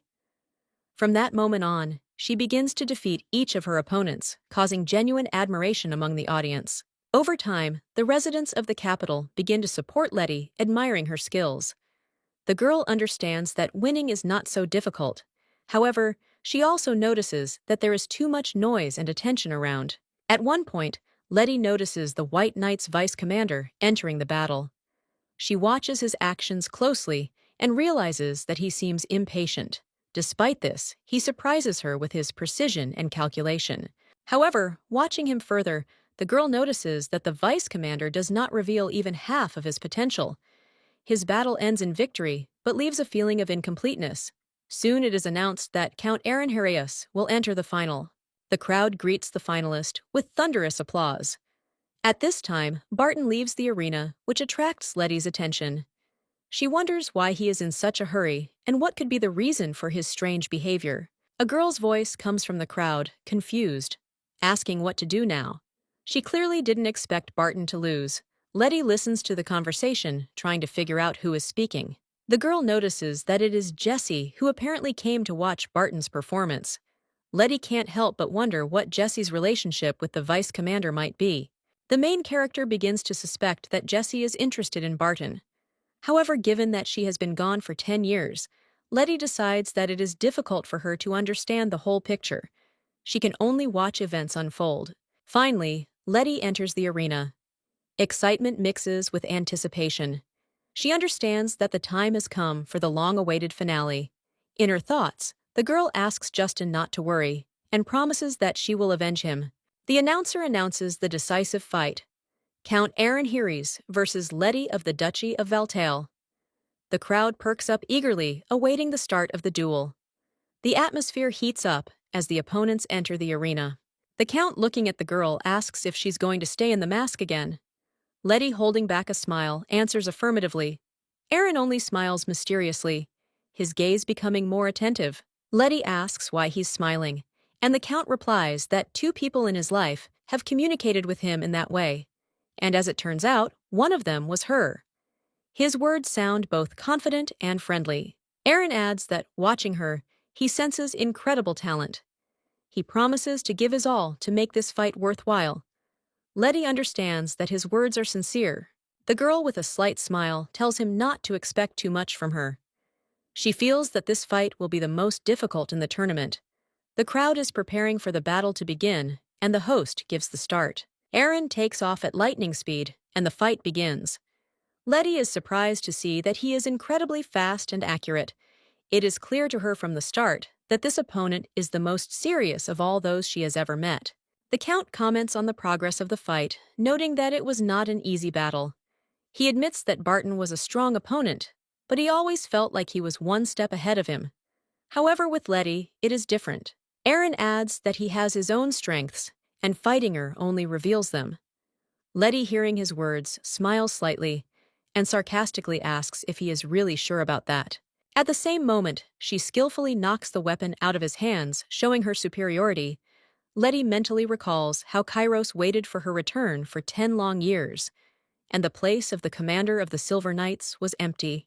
She realizes that failure is not an option. The girl must live up to the expectations placed on her. A moment later, the host announces that the winner of the tournament is Letty from the Duchy of Valtail. The crowd erupts in cheers, asking the lady to remove her mask. Someone claims that she is the best knight in the tournament. Letty feels real recognition for the first time, clutching the sword in her hands. This moment becomes special for her. Previously on the battlefield, she was called a mad dog, but now everything is different. The Duke approaches Letty to congratulate her on her return to the ranks of the knights. He asks how she feels after the triumphant end of the tournament. The girl replies that time flew by. A little later, she is already present at the ceremony of her appointment as commander of the Silver Knights. It seems to her that she is returning to a long-forgotten but important role for her. Letty notices that she hasn't been to the palace for a long time. The aristocrats around her discuss her victory and are surprised that the girl was able to defeat the count with one blow. Gossip spreads quickly, arousing the curiosity of everyone present. Violetta, the daughter of one of the influential nobles, turns to her father. She says that the new commander of the knights has become the center of attention. However, the man waves it off, calling all these discussions empty noise. Violetta insists that if the new commander of the knights becomes His Majesty's first sword, it will change many things. However, her father calmly replies that it does not matter because he will not be able to fully trust this woman anyway. After a while, Violetta's father turns to the emperor himself. His gaze is serious and his speech is full of respect, but it is obvious that he has hidden intentions that he prefers not to advertise. Letty notices the Duke approaching the throne as well. She realizes that this man, confident and cool, has just argued with one of the influential lords and is now addressing the emperor. The Duke says the empire needs to rethink its alliances with other countries. He argues that it is important for the people to see the emperor's power backed up by real action, or else support will wane. The emperor listens silently, but anger flashes in his eyes. He thinks that the Duke is a shameless schemer who tries to manipulate everyone and everything. After all, the current commander of the Scarlet Knights is the Duke's man, and that's no secret. The emperor muses that he would like to appoint someone trustworthy to the position of commander of the Silver Knights. But he understands that no one will immediately trust a newcomer to this business, and a reputation must be earned. At this point, Letty, as the new commander, approaches the throne and greets the emperor, calling him the only son of the empire. Her voice sounds confident, but with a hint of respect. The emperor watches her with interest, meeting this mysterious girl for the first time. However, something in her voice seems familiar to him. This strange feeling makes him wary. The emperor asks Letty to raise her head. She does so, but her face remains masked, hiding her features. The man looks at her carefully, trying to understand who she really is.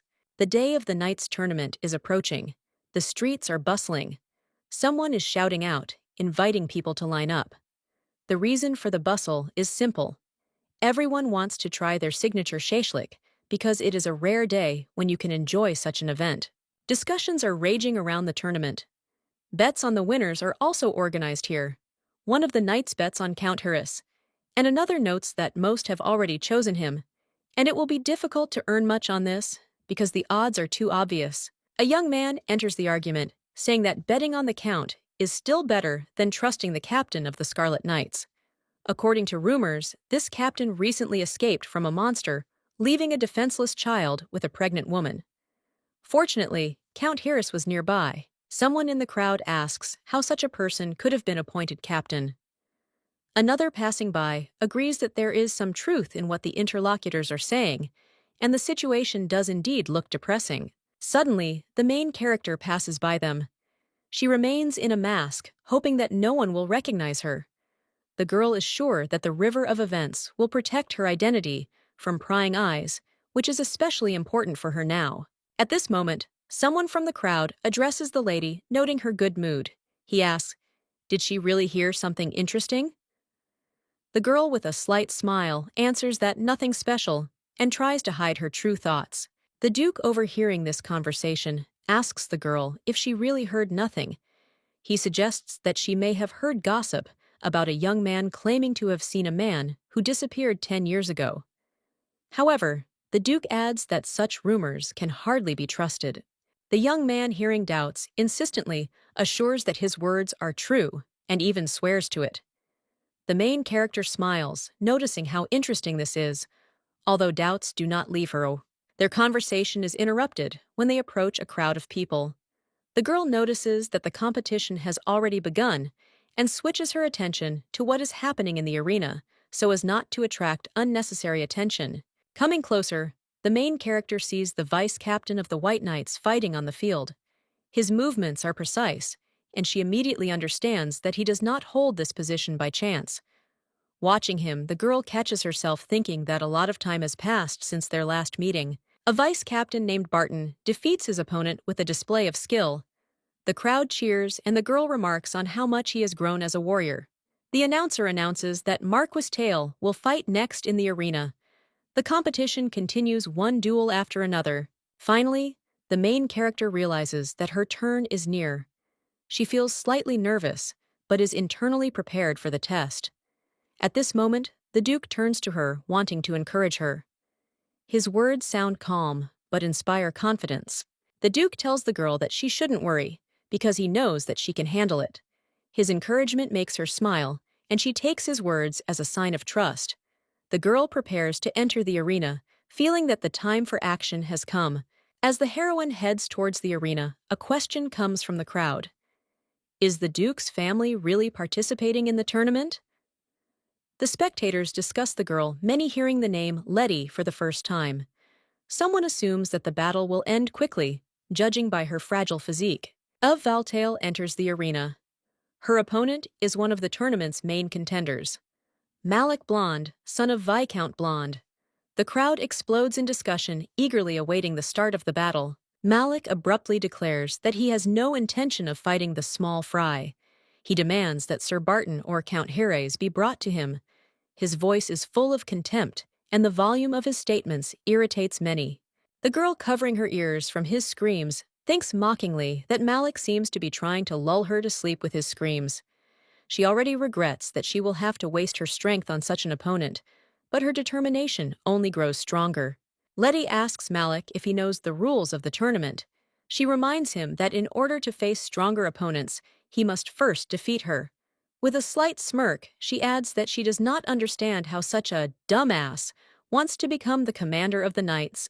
Stung by her words, Malik fumes with anger and shouts that she has insulted him. He declares that he is going to smear her on the ground and demands that they begin the duel immediately. His rage only amuses the girl. One of the hosts turns to Letty, asking if she will keep her mask on during the fight. The girl answers affirmatively, assuring that she sees no need to take it off. The host announces the start of the fight. Malik immediately rushes to attack, shouting threats. His blows are sharp, but the girl deftly dodges. Keeping her cool, she only mockingly notes how clumsy his attempts to achieve his goal are. In response to his latest attack, Letty parries the blow and makes a caustic remark about his pettiness. The crowd gasps in amazement at her flawless execution. Malik has clearly underestimated his opponent. Letty smirks and mockingly asks where her opponent gets all this pride. At this point, some of the spectators begin to doubt that Malik is really up to the level of an opponent like Letty. Moments later, Malik's blade is knocked out of his hands. The crowd roars, wondering, could the girl really have done this by force? Letty stands calmly, as if nothing had happened, demonstrating complete self-control. The Duke, watching the proceedings, merely smirks. The announcer announces the victory of Letty of the Duchy of Valtail, and the audience applauds her. The opponent remains on the ground, shocked by his defeat. Malik, lying in the arena, cannot believe his defeat. He asks in shock how the girl could defeat him so easily. His voice trembles with surprise, and his gaze searches for an answer in those around him. Letty, folding her arms across her chest, calmly asks, "Are you shocked that you were beaten by a small fry?"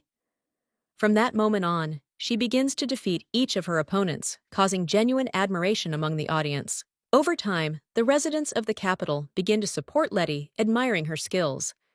The girl understands that winning is not so difficult. However, she also notices that there is too much noise and attention around. At one point, Letty notices the White Knight's vice commander entering the battle. She watches his actions closely and realizes that he seems impatient. Despite this, he surprises her with his precision and calculation. However, watching him further, the girl notices that the vice commander does not reveal even half of his potential. His battle ends in victory, but leaves a feeling of incompleteness.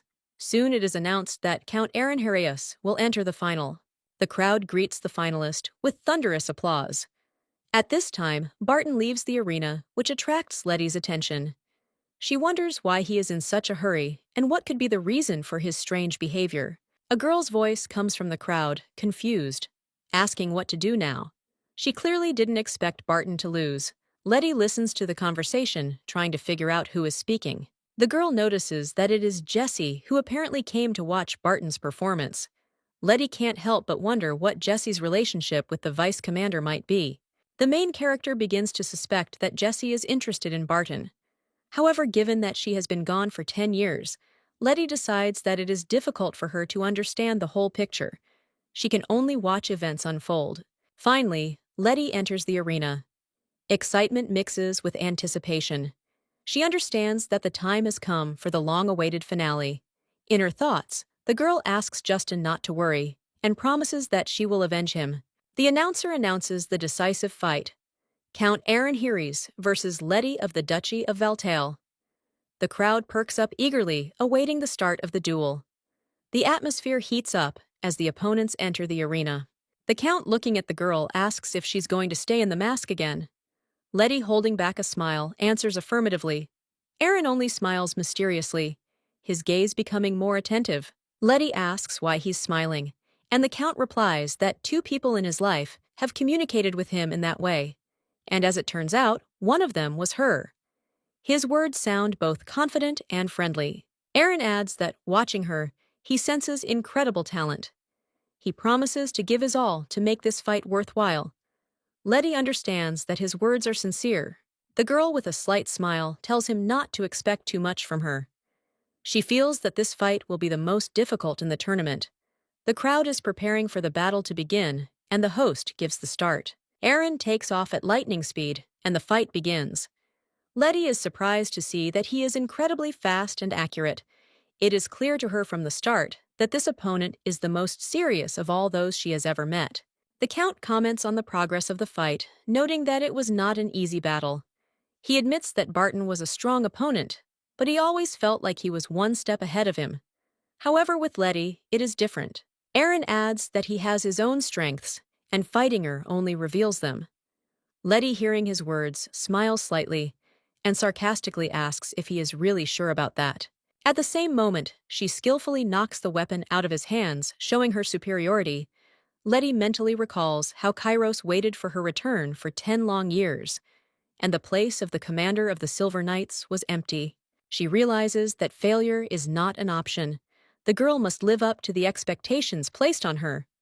A moment later, the host announces that the winner of the tournament is Letty from the Duchy of Valtale. The crowd erupts in cheers, asking the lady to remove her mask. Someone claims that she is the best knight in the tournament. Letty feels real recognition for the first time, clutching the sword in her hands. This moment becomes special for her. Previously on the battlefield, she was called a mad dog, but now everything is different. The Duke approaches Letty to congratulate her on her return to the ranks of the knights. He asks how she feels after the triumphant end of the tournament. The girl replies that time flew by. A little later, she is already present at the ceremony of her appointment as commander of the Silver Knights. It seems to her that she is returning to a long-forgotten but important role for her. Letty notices that she hasn't been to the palace for a long time. The aristocrats around her discuss her victory and are surprised that the girl was able to defeat the Count with one blow. Gossip spreads quickly, arousing the curiosity of everyone present. Violetta, the daughter of one of the influential nobles, turns to her father. She says that the new commander of the knights has become the center of attention. However, the man waves it off, calling all these discussions empty noise. Violetta insists that if the new commander of the knights becomes His Majesty's first sword, It will change many things. However, her father calmly replies that it does not matter because he will not be able to fully trust this woman anyway. After a while, Violetta's father turns to the emperor himself. His gaze is serious and his speech is full of respect, but it is obvious that he has hidden intentions that he prefers not to advertise. Letty notices the Duke approaching the throne as well. She realizes that this man, confident and cool, has just argued with one of the influential lords and is now addressing the emperor. The Duke says the empire needs to rethink its alliances with other countries.